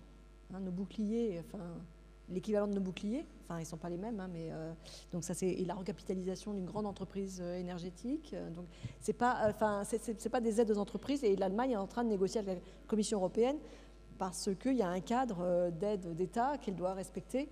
Comme tout un chacun, et pour l'instant, ils ne sont pas tout à fait dans les clous. Et ça, c'est la crise énergétique, ce n'est pas l'aide à la transition, c'est un peu autre chose. Et sur la transition, on a un énorme sujet avec les États-Unis, puisque les États-Unis ont une approche totalement protectionniste de la transition, en réservant donc les aides pour les camions. Ce sera uniquement si les camions sont produits aux États-Unis. Donc on a quand même un énorme sujet. Il parle de French shoring, hein, donc de se localiser chez des amis, mais visiblement, sur ce sujet, on n'est pas vraiment des amis. Merci. Oui, il y a pas mal de questions diverses. Alors, une question, par exemple, une remise à plat, est-ce que ce ne serait pas un État fédéral, une France fédérale et une Europe fédérale? Est-ce que le cadre de l'État ne doit pas être complètement changé pour redémarrer sur un bon pied? On entend que l'État doit corriger les défaillances de marché, mais personne ne parle du fait que l'État peut créer des défaillances supérieures aux défaillances de marché. Je vais en lire quelques-unes et puis après vous choisirez. Hein. Question à la présidente du MEDEF et à la chef générale de la direction du Trésor, à l'économiste en chef de la direction générale du Trésor. N'est-il pas normal que l'État français soit venu en aide aux entreprises lors de la crise du Covid, étant donné que c'est lui qui a imposé des restrictions draconiennes du jour au lendemain et empêché des millions de Français de travailler? Est-ce que c'est le rôle de l'État d'accélérer la rénovation thermique des bâtiments par des primes? Bon, je m'arrête là. Est-ce que quelqu'un veut en choisir une?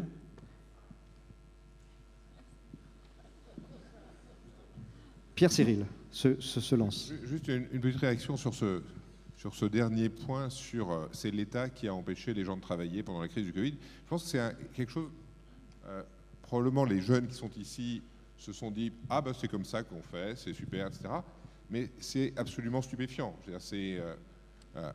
100 ans avant, il y a eu l'équivalent du Covid, ça s'appelait la grippe espagnole. Il y a eu 400 000 morts, la France avait 25% d'habitants en moins, de sorte qu'en nombre de morts par habitant, c'est vraiment très très au-dessus. Et c'est ça qui serait arrivé si on n'avait pas empêché les gens de travailler. Et qui serait mort? Eh bien, il se trouve qu'étant donné ce qu'était le Covid, seraient morts toutes les personnes âgées de manière absolument massive. La grippe espagnole, c'était les jeunes, donc ce n'est pas forcément les personnes âgées. La grippe espagnole, c'était les jeunes. Il y a eu plein de morts parmi les jeunes.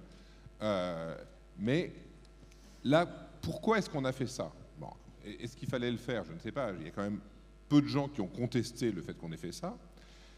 Mais pourquoi est-ce qu'on a pu le faire? Parce qu'on avait une capacité d'endettement, d'une part, qui implique une structure publique extrêmement puissante. Ça ne va pas forcément de soi. Et on n'est pas sûr que ce soit toujours le cas.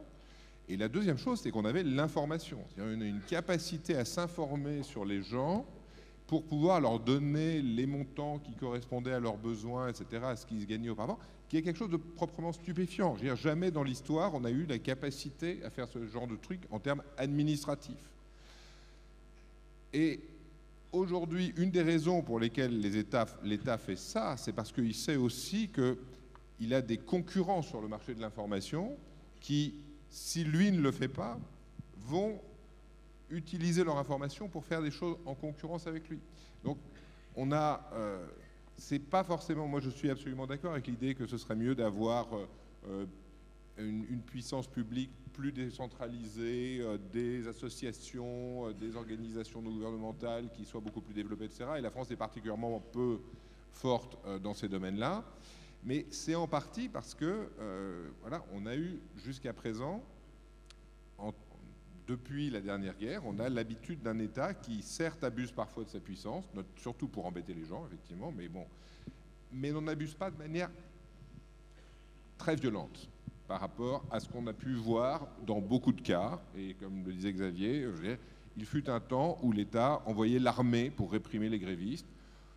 Maintenant, il y a effectivement un certain nombre de blessés quand il y a des grosses manifestations, mais c'est rien par rapport à ce que ça pouvait être. Et globalement, on a une capacité à gérer des problèmes d'urgence très très supérieure à ce qu'on pouvait avoir auparavant. Oui. Peut-être un pas pour compléter sur la décentralisation, et puis ça m'amène aussi à la comparaison France-Allemagne, parce que l'Allemagne est un pays fédéral. Et en fait, pendant la crise Covid, les entreprises en Allemagne ont râlé énormément parce que les aides n'arrivaient pas. C'était beaucoup plus rapide en France, pays centralisé, qu'en Allemagne, puisque une partie de l'information est disséminée dans les Länder, et en fait, le système d'information n'est pas centralisé comme chez nous. Donc, voilà, je trouve que c'est intéressant parce qu'on a un peu tendance à penser que plus on est proche du terrain, mieux ce sera fait. Et en fait, dans le cas allemand, ce n'était pas le cas. C'est ça. Ça ne s'est pas révélé ainsi. Heureusement, elles avaient de l'épargne accumulée, elles ont pu surmonter ça et attendre les aides, mais il y a eu beaucoup ça. Et bon, plus généralement, je trouve qu'on dit toujours l'État comme si c'était quelqu'un d'autre, mais l'État, c'est les contribuables qui sont derrière l'État. Et donc, quand on est dans une logique d'assurance, ce qui est de plus en plus le cas et qui va être sans doute beaucoup le cas avec le réchauffement climatique, quand on est assuré contre quelque chose, on paye l'assurance, on paye une prime. Et donc là, il y a une vraie difficulté, qui est qu'on est tellement haut en termes de prélèvement obligatoire qu'on ne peut pas encore ajouter une couche d'assurance et une prime d'assurance à payer pour cette couche d'assurance. Et donc, on est embêté avec cette dette parce qu'on ne peut pas augmenter les impôts pour réduire cette dette parce que les impôts sont déjà très élevés. On peut les distribuer différemment, mais globalement, ça va être... D'ailleurs, les citoyens ne le souhaitent pas. Et donc on est face à cette contradiction d'un monde qui est plus instable, donc besoin de plus d'assurance, et on n'est pas prêt à payer cette assurance. Alors, il y a des questions qui disent on pourrait payer cela en taxant plus évidemment les profits, l'épargne surabondante, les riches, etc. Déjà, sur la crise énergétique, elle nous a montré quand même à quel point l'État a failli sur le côté nucléaire. Parce qu'aujourd'hui, le nucléaire est à nouveau plébiscité. Il y a un an, il était au nid, on n'en voulait pas. Moi, je trouve que ces allers-retours incessants, ça nous pénalise, nous, les entreprises. On a du mal à avoir une stabilité juridique, et puis on a du mal à avoir une stabilité fiscale et puis économique, et on n'arrive pas à se projeter. Ça, c'est une première chose. Vous vouliez... Oui, les super profits. Alors, les super profits. Déjà, il faut en faire des super profits. Donc, ça limite le nombre d'entreprises. Aujourd'hui, on a des super chiffres d'affaires parce que les prix ont tellement augmenté qu'on a tous des gros chiffres d'affaires. En revanche, quand on regarde les résultats, il y en a beaucoup moins. Et il y a de plus en plus d'entreprises qui perdent beaucoup d'argent. Donc, c'est beaucoup plus compliqué. Tout à l'heure, on avait parlé des hausses des prix. Je ne sais plus si c'était Agnès ou il fallait augmenter les hausses des prix. Aujourd'hui, quand on passe des hausses des prix, mais c'est les petites entreprises qui crèvent. Et est-ce qu'on veut tous les faire crever pour n'avoir plus que des gros? Non, ça ne me paraît pas être la bonne solution non plus. Les hausses des prix sont très difficiles à faire passer aujourd'hui. Moi, je vois dans mon secteur d'activité, dans le ciment, j'ai lancé une étude pour savoir qui était intéressé par les produits décarbonés. Vous allez me dire 100%, j'espère. Ben, le résultat, c'est 6%. Donc, je lance tous mes programmes d'investissement et de recherche en ce moment sur le décarboné et j'apprends que c'est 6%. Combien j'ai de clients aujourd'hui qui achètent chez moi des produits décarbonés? Là, j'ai honte, 2%. Donc, je veux bien y aller plus vite et plus fort, mais j'y arrive pas, quoi. Donc, et pour vendre ces produits décarbonés, ça coûte plus cher. Ils sont plus chers. Ils sont plus chers. Oui. Donc, j'ai 6 € de plus et les 6 €, ça passe pas. Donc, j'y arrive pas. Aujourd'hui, avec la hausse de l'électricité, chez moi, c'est 100 millions d'euros en plus à payer sur l'année. Bon, il faut les payer. Donc, c'est 100 millions d'euros en moins d'investissement chez moi. Donc, je ne vais pas pouvoir réaliser. Pour répercuter cette hausse des prix, j'arrive à répercuter 10%, mais là, les petits maçons, ils ne veulent pas payer. Donc, je n'y arrive pas. Et si je la fais passer, je les fais crever. Donc, c'est très compliqué de passer les hausses des prix aujourd'hui. On est obligé de les passer. Tout augmente, tous les prix augmentent, mais jusqu'à quel point le particulier va pouvoir payer ces hausses de prix. Donc, on est quand même dans une situation d'étranglement où on a du mal à trouver des solutions. Ok. Xavier, vous vouliez dire quelque chose? Oui, mais c'est un peu différent. C'est pour répondre à une question de... décentralisation, est-ce qu'il faut décentraliser, est-ce qu'il faut les prêts des territoires, etc. Et donc, quelque part, c'est la réforme de l'État. Il faut que l'État soit plus démocratique. Donc, quel est le lieu de la démocratie locale? Bon, je vais donner 2 exemples et vous allez voir que je vais aller complètement dans l'autre sens, malheureusement. Un, lié à cette question énergétique, si on se projette dans 10 ans, il faut de l'énergie pas chère, il faut investir dans le renouvelable. Ce dont on a besoin, c'est des éoliennes offshore dans la mer du Nord, et l'interconnexion énergétique vers l'Europe centrale. Il faut ensuite du photovoltaïque en Espagne si possible, mais encore mieux en Afrique subsaharienne, faire des champs photovoltaïques. Le photovoltaïque a chuté de 85%, maintenant c'est extrêmement rentable, et faire une interconnexion énergétique, par exemple, vers l'Europe. Point 1. Point 2, le débat sur la COP, c'est les 100 milliards du nord vers le sud pour compenser grosso modo des transferts et des émissions passées liées au bilan carbone pour permettre aux pays du sud de se décarboner. Ce qu'on voit, ce dont on a besoin, et je ne vous parle pas de la coordination pour le Covid, c'est un autre sens de jusqu'où l'État. C'est qu'aujourd'hui, tout ce dont on a parlé, nos petits risques, l'État-providence, etc., là on a été très français, mais aujourd'hui nos risques ils débordent les frontières de nos États-providence nationaux. Ce dont on a besoin, ce n'est pas une décentralisation, c'est plutôt une centralisation internationale, une coopération pour gérer les risques internationaux.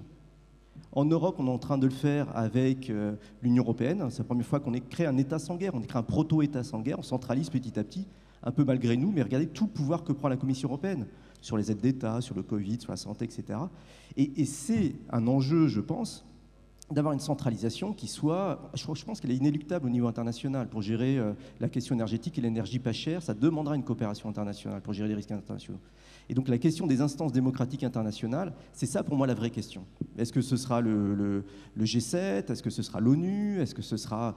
Enfin, quelles seront l'instance qui permettront une coordination pour gérer les prérogatives de l'État qui ne sont plus les prérogatives des frontières nationales, qui sont héritées de la question sociale en grande partie. Regardez, tout notre système d'assurance sociale, il est national. C'est plus le bon niveau du risque. Donc jusqu'où l'État, c'est aussi la frontière géographique de la gestion du risque.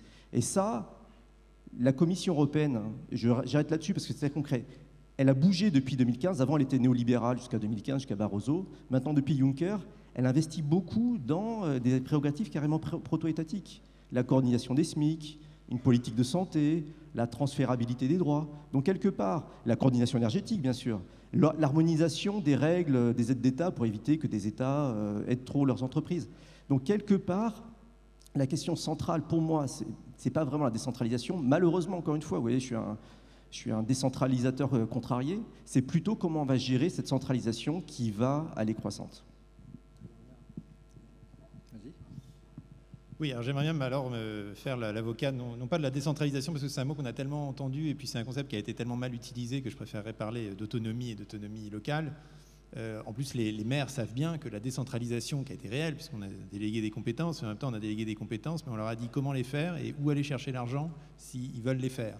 Et donc en fait, comme ils n'ont pas d'autonomie fiscale ni réglementaire, c'est une décentralisation certes des compétences, mais en fait c'est un transfert de responsabilité de l'État aux collectivités qui ne leur permet pas d'avoir une autonomie de gestion, une responsabilité démocratique vis-à-vis de leurs citoyens. Et donc changeons de mot, parce que ce mot-là est forcément trompeur vu son historique. Et peut-être que Xavier, on peut se réconcilier parce que bien sûr qu'il y a des grands sujets, il y a des sujets qui doivent être traités à l'échelon supérieur, voire à l'échelon international, alors qu'ils sont aujourd'hui coincés au niveau national ou européen. Mais est-ce que l'idée qui est l'idée européenne fondamentale de subsidiarité n'est pas quand même une manière de construire un fédéralisme intelligent, et notamment d'une subsidiarité particulière? Il faut rappeler ce que c'est que la subsidiarité. C'est l'idée que les compétences varient suivant les échelons, et à chacun s'approprie les compétences qu'il peut faire à son échelle. Tout ce qui peut être fait à un échelon proche du citoyen doit être fait à cet échelon-là. Mais alors il y a un concept encore plus intéressant, je trouve, qui voit le jour, c'est celui de subsidiarité ascendante. Parce qu'aujourd'hui, la subsidiarité a été conçue de manière descendante, c'est-à-dire le centre explique ce qu'il va déléguer au local. Subsidiarité ascendante, c'est le local a, par défaut, 100% des compétences et remet les compétences dont il ne veut pas au niveau supérieur, et ainsi de suite, jusqu'à l'État qui récupère tout ce dont personne ne veut, ce qui est exactement son rôle. Il y a assez peu de communes qui vont dire « moi je prends l'énergie, si vous voulez ». Donc ça va remonter naturellement. Et puis s'il y en a quelques-unes qui disent « non, non, nous on fait notre système à nous », eh bien qu'elles expérimentent, tant mieux. Et en fait, vous verriez apparaître ainsi, et c'est un peu quand même ce qu'on commence à apercevoir, au moins au niveau du discours sur la question de la différenciation territoriale, qui est maintenant, je crois, dans la Constitution, c'est l'idée que des gouvernances même vont varier suivant les communes ou suivant les régions. Mais pour que ça ait un sens, il faut évidemment leur donner d'abord beaucoup plus d'autonomie potentielle qu'elles n'en ont aujourd'hui. Alors on dit oui, mais ça va détruire l'unité de la nation. On a quand même un exemple de région parfaitement autonome en France, qui est l'Alsace-Moselle, qui a non seulement le système de non-laïcité que nous connaissons bien, mais qui a également son droit des assurances, son droit de l'héritage. Enfin, ça va très très loin. C'est un système complètement différent à l'intérieur même de notre pays. Ils ont beaucoup plus que ce qu'on refuse de donner aux Corses aujourd'hui. Pourtant, est-ce que les Alsaciens se sentent moins français que les autres? Est-ce qu'il y a des tensions en Alsace? Est-ce que vous entendez des grands problèmes dans l'actualité avec l'Alsace-Moselle? Pas du tout. Mais ça veut dire quoi? Ça veut dire que les identités, elles se superposent et qu'il faut arrêter d'avoir ce réflexe jacobin de dire il faut tous être français de la même manière. On peut être alsacien et français, on va être différemment corse et français, breton et français, mais encore faut-il pour cela avoir les structures démocratiques adéquates. Et donc, je pense qu'effectivement, l'apprentissage de la démocratie devrait se faire au niveau local. Moi, j'avais été très impressionné par les Landsgemeinde que j'avais été voir en Suisse, où les citoyens délibèrent en démocratie directe, et ça marche. Ça marche parce qu'il y a un cadre institutionnel qui permet de le faire. Vous avez en Suisse des cantons, l'impôt sur le revenu varie d'un canton à l'autre. Est-ce que pour autant la Suisse est un pays en désarroi économique, sans libre circulation? Non. Donc voilà, cette subsidiarité ascendante, elle permet de construire de manière très différenciée cette délégation des compétences en partant du terrain. Certains vont dire non mais nous ça nous va très bien, on veut être complètement régi par la puissance centrale, très bien. D'autres expérimenteront différemment. Et c'est ça aussi la logique de l'ordre spontané, c'est que on verra bien les expériences qui réussissent, celles qui échouent. Les Corses veulent mettre en place un revenu universel en Corse, formidable, qu'ils essayent. Pour ça il faut leur redonner l'impôt sur le revenu. Faisons-le. Vous voyez, en fait, on pourrait... Et puis, les gens, ça leur approprie leur territoire de manière naturelle. Aujourd'hui, vous voyez bien la renaissance des langues régionales. D'ailleurs, la France est une des seuls pays non signataires de la Charte européenne sur les langues régionales, ce qui en dit long, d'ailleurs, de sa pulsion d'homogénéisation du territoire. Mais il y a, je pense, un fond historique très fédéral, au fond. Jusqu'à la Première Guerre mondiale, 40% des gens ne parlaient pas français dans les tranchées. Les vidas devaient apprendre le français pour comprendre les ordres de leurs officiers supérieurs. C'est très récent et très violent, cette uniformisation. Donc il y a tout à fait de quoi retrouver une diversité qui est quand même la chose la plus belle dans notre humanité. Merci Caspar. Agnès Benassi-Kéré, je crois que vous vouliez réagir à la subsidiarité ascendante. C'est une belle histoire, mais j'ai quand même deux problèmes fondamentaux avec cette histoire. La première, c'est que, en fait, quand on regarde dans les 10, 20 dernières années, les budgets des collectivités territoriales ont augmenté énormément, bien au-delà des transferts de compétences. L'État, non. C'est là où les budgets ont augmenté, là où l'État, au sens large, les administrations publiques ont gonflé, sont devenues ventripotentes, c'est dans les collectivités territoriales, c'est pas l'État. Mais non, je continue. Donc on ne peut pas le dire qu'ils sont étranglés, qu'ils ne peuvent pas mettre en œuvre leur politique, c'est pas... Voilà. Alors... Par ailleurs, ils peuvent s'endetter. Et l'autre point, c'est que j'aimerais bien croire cette histoire, mais sur le domaine du logement, par exemple, où il y a une prérogative locale, on voit des maires qui ne veulent pas construire, qui ne veulent pas densifier. Or, la densification des villes est un point de passage obligé, de la transition écologique. Donc, voilà, j'aimerais bien croire ça. Et puis l'opposition aux éoliennes, l'opposition aux méthanisateurs. Enfin, c'est pas facile de cette décentralisation ascendante, c'est ça? Non, subsidiarité ascendante. Dans la pratique, j'aimerais bien y croire, mais je vois plutôt des signes qui vont dans l'autre sens. Alors, dans les questions, il y a aussi des questions qui vont plutôt dans l'autre sens, en disant, en fait, est-ce qu'on n'a pas besoin d'un État plus autoritaire et un État qui, quelqu'un disait, régulateur face à la loi du plus fort, etc. Un État qui s'impose, qui soit plus... parce qu'on a d'enjeu, un défi dans les 20 prochaines années qui demande... alors il y a eu tout ce débat sur la dictature verte, le risque de dictature verte, etc. Mais c'est vrai qu'il y a besoin d'une impulsion tellement forte aujourd'hui qu'on peut se demander si l'État n'est pas trop impuissant. Quelqu'un veut répondre à ces objections qu'on reçoit? Xavier? Je ne sais pas. Je vous donne un exemple. Moi, un truc qui m'a vraiment... c'est, on veut tous la transition écologique, mais ce qu'a dit Sophie est très juste, c'est que quand les gens doivent choisir dans l'intimité de leur portefeuille, en fait, il y a des choix concrets qui ne sont pas ceux-là. Et donc, il y a une dissonance cognitive qui fait comment, si on décentralise, parfois, ça ne se passe pas. Il y a quelque chose qui s'est passé dans l'histoire, c'est les boucheries chevalines. Moi, j'ai regardé ça m'intéressait vachement. Les boucheries chevalines. Les gens avaient une valeur, on ne mange pas de cheval. Et en fait, c'est vrai qu'on a fait confiance aux gens, et les boucheries chevalines ont complètement disparu.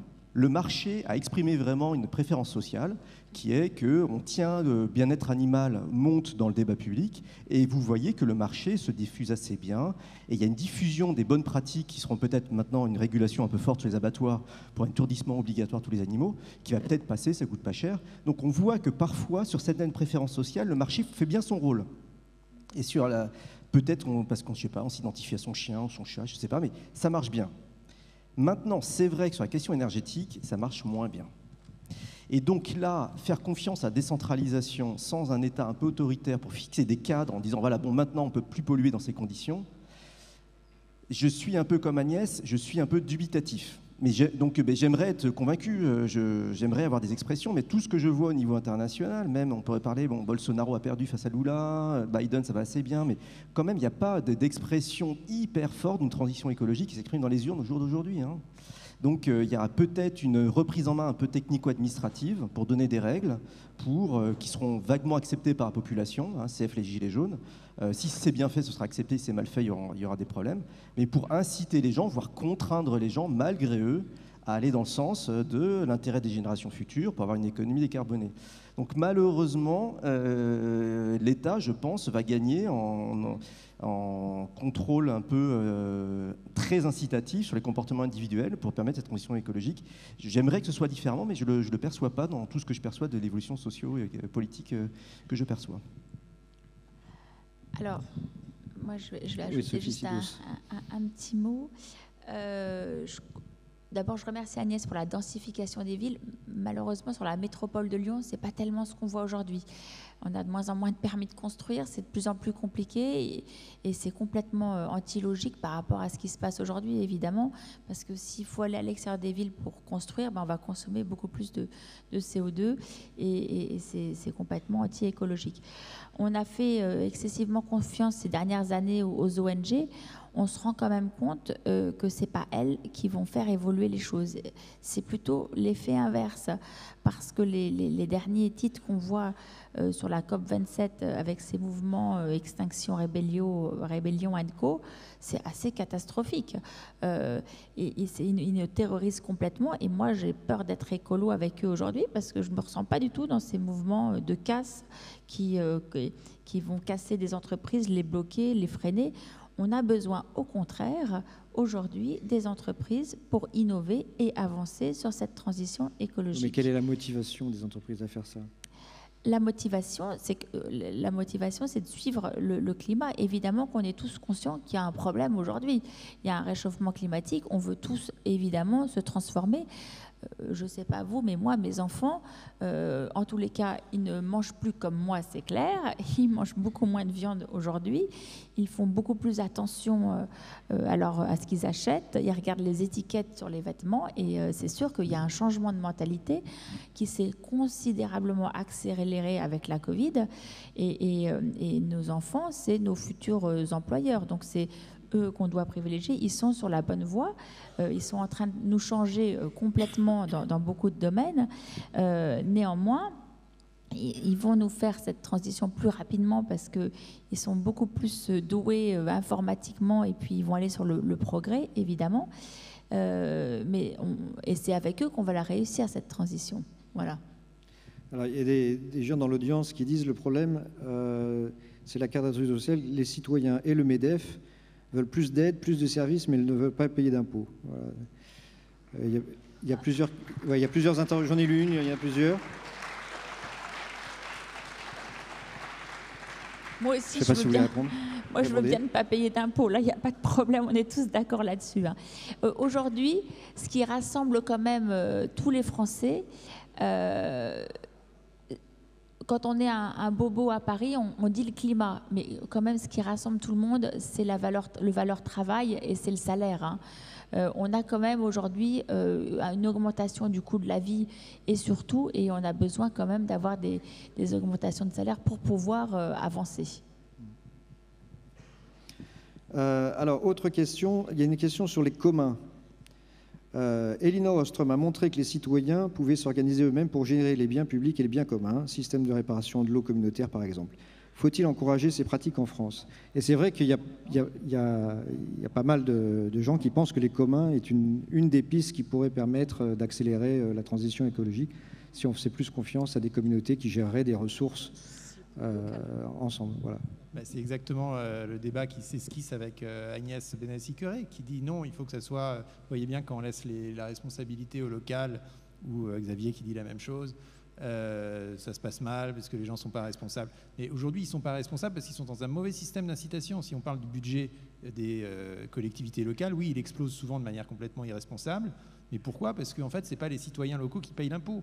Parce que les villes vont récupérer, les communes récupèrent toutes sortes de choses dans un magma d'ailleurs que plus personne ne comprend, vont demander de l'argent à l'État. Alors évidemment, comme ce n'est pas l'argent des citoyens qui leur font face, elles peuvent toujours, si elles en récupèrent une subvention pour faire un nouveau gymnase ou pour faire un truc, elles ne vont pas se priver.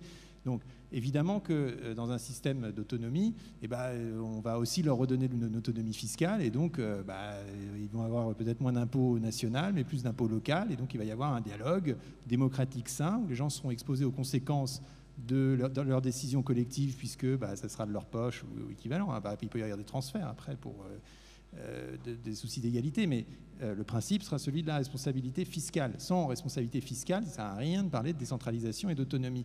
Et moi, je crois beaucoup que des gens rassemblés, et ça, c'est aussi la visée, je parlais du socialisme libéral, enfin c'est ça, c'est l'idée des communautés organisées, l'idée proudhonienne, l'idée anarchistes au fond, que c'est bien en arrivant à créer des consensus dans des communautés sur la répartition des biens qui vont différer d'une communauté à l'autre, qu'on peut faire des choix intelligents et expérimenter de manière diverse et variée. Moi, je crois beaucoup à cette histoire, évidemment, de commun, mais encore faut-il construire un système institutionnel qui le permet. Aujourd'hui, il y a des communes qui font les choses différemment, mais elles sont toujours un peu en marge de la loi.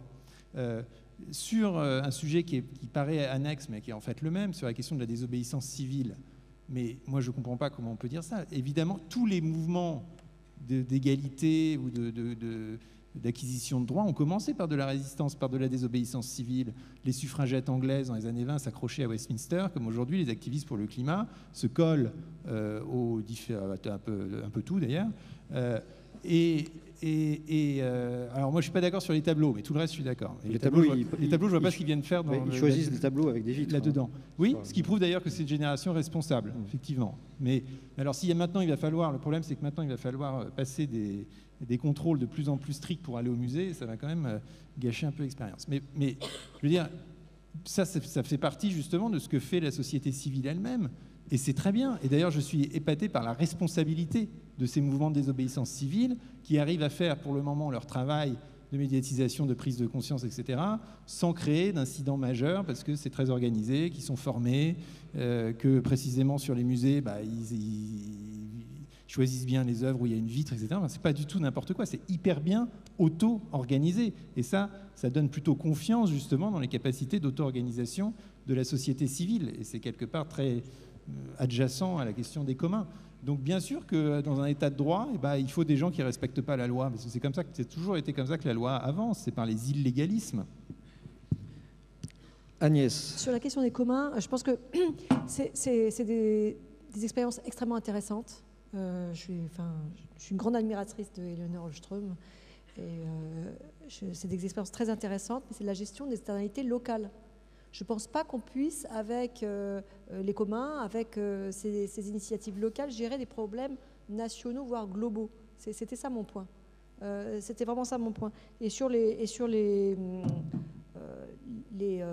jeunes qui envoient de la soupe sur les tableaux, ce qui me pose problème, c'est comme si on était sur la question de la prise de conscience. On n'est pas sur la prise de conscience. Tout le monde a pris conscience. On est sur les solutions maintenant. Et ce que disait Xavier, la disjonction entre la prise de conscience, je pense que tout le monde a bien compris, et l'action. Et au niveau de l'action, on n'y est pas du tout. Et je pense que continuer à envoyer des tomates sur les tableaux, ça n'aide pas tellement sur l'action, sur le volet action. Il ferait bien de proposer des mesures éventuellement hors marché, moi j'ai rien contre, mais des mesures pour avancer dans la solution du problème et non pas dans la prise de conscience. Je pense que la prise de conscience, elle est déjà leur là. message, c'est pas la prise de conscience du réchauffement climatique, c'est la prise de conscience de l'inaction des gouvernements. Mais proposer des actions concrètes, c'est ça. Proposer la régulation thermique, on le fait déjà. Donc, non, ils proposent d'aller beaucoup plus vite, beaucoup plus fort, beaucoup plus loin. Donc, il faut trouver le financement, etc. C'est tout comme il faut quand même des propositions un peu construites, mais financées, quand la justice administrative condamne l'État français pour ne pas respecter ses engagements en matière de lutte contre le réchauffement climatique, c'est bien que le contrat n'a pas été rempli par l'État. Ça Oui, mais concrètement, on n'a pas de oui. solution concrète aujourd'hui. Moi, ce que je voudrais juste dire sur le mot de la fin, c'est que le MEDEF que je représente aujourd'hui est convaincu qu'en effet, l'État ne peut pas continuer à s'endetter en permanence, sans fin comme ça. Mais qu'en revanche, la transition écologique, si elle doit être supportée à 100% par les entreprises, ça ne va pas être possible non plus. Alors, qui doit la financer alors? Si c'est ni la dette, ni les entreprises? Il va falloir trouver un compromis. Comme par Les ménages, exemple, donc il reste les ménages? Non, comme notre projet Innovi, donc ça va être l'État et l'entreprise. Et c'est un peu ce qu'a dit Emmanuel Macron la semaine dernière. L'entreprise qui mettra 10, il mettra 20. Voilà. Donc si on est aidé par l'État, on y arrivera. Et enfin, la transition écologique, c'est en effet pour tout le monde et pas que pour les entreprises ou que pour les citoyens. C'est l'affaire de tous. Donc déjà, il faut, quand on sort de chez soi, on éteint ses lumières, on éteint son chauffage. C'est des petites choses, mais si on les fait collectivement, eh bien oui, ça amènera. C'est un début qui amènera à une solution. Merci. Xavier, vous voulez dire quelque chose? Deux choses. Un, sur la décentralisation, encore une fois, un exemple concret, le petit problème de la décentralisation et de la responsabilisation des acteurs, c'est la concurrence fiscale. Depuis 10 ans, ce qui s'est passé, c'est que tous les pays ont augmenté leur fiscalité, je vous l'ai dit. Et si vous regardez la comparaison internationale, c'est la fiscalité du travail qui a augmenté dans tous les pays et la fiscalité du capital qui a baissé dans tous les pays à cause de la concurrence fiscale pour attirer les entreprises. Et la seule chose positive qui se passe en ce moment sur ce terrain-là, c'est l'accord de l'OCDE sur la fiscalité internationale du capital, avoir au moins 12,5 ou 15, on verra, pour éviter la concurrence fiscale. Donc la décentralisation crée aussi de la concurrence. Et la concurrence, parfois, peut avoir, du fait de la mobilité des certains facteurs, renforcer grosso modo les facteurs les plus mobiles, c'est-à-dire les entreprises internationales qui mettent les systèmes fiscaux en concurrence. Et c'était théorisé par l'Angleterre. Donc heureusement, l'Angleterre est sortie de l'Union européenne. Enfin, bon, ça reste entre nous. Donc maintenant, il y a une autre appréciation de cette notion de concurrence fiscale au niveau de l'Union européenne. Donc on aura besoin quand même de coordination pour décentraliser. Ensuite, sur le jet de soupe sur les tableaux, je n'en sais rien. Voilà, c'est tout. Je pense que c'est très compliqué.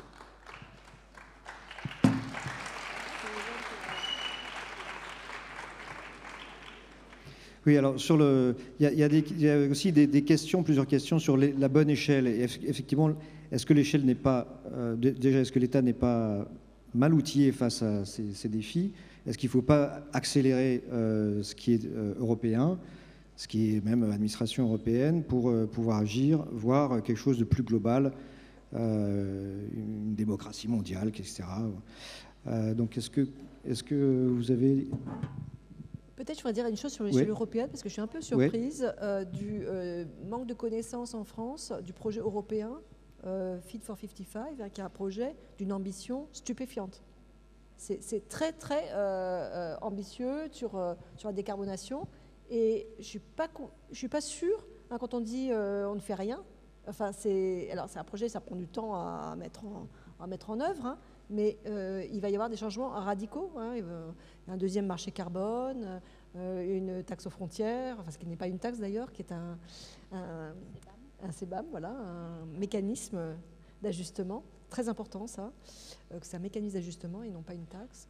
Il y a énormément de contraintes, d'objectifs extrêmement ambitieux qui sont donnés aux États. Il y a des financements. Enfin, je voulais dire qu'il y a une stratégie européenne qui est très ambitieuse. Il y a la taxation de l'aérien, il y a plein de choses. Oui, c'est vrai, Fit for 55, donc ça a été pondu l'été dernier, 14 juillet, je crois que c'est tombé la loi.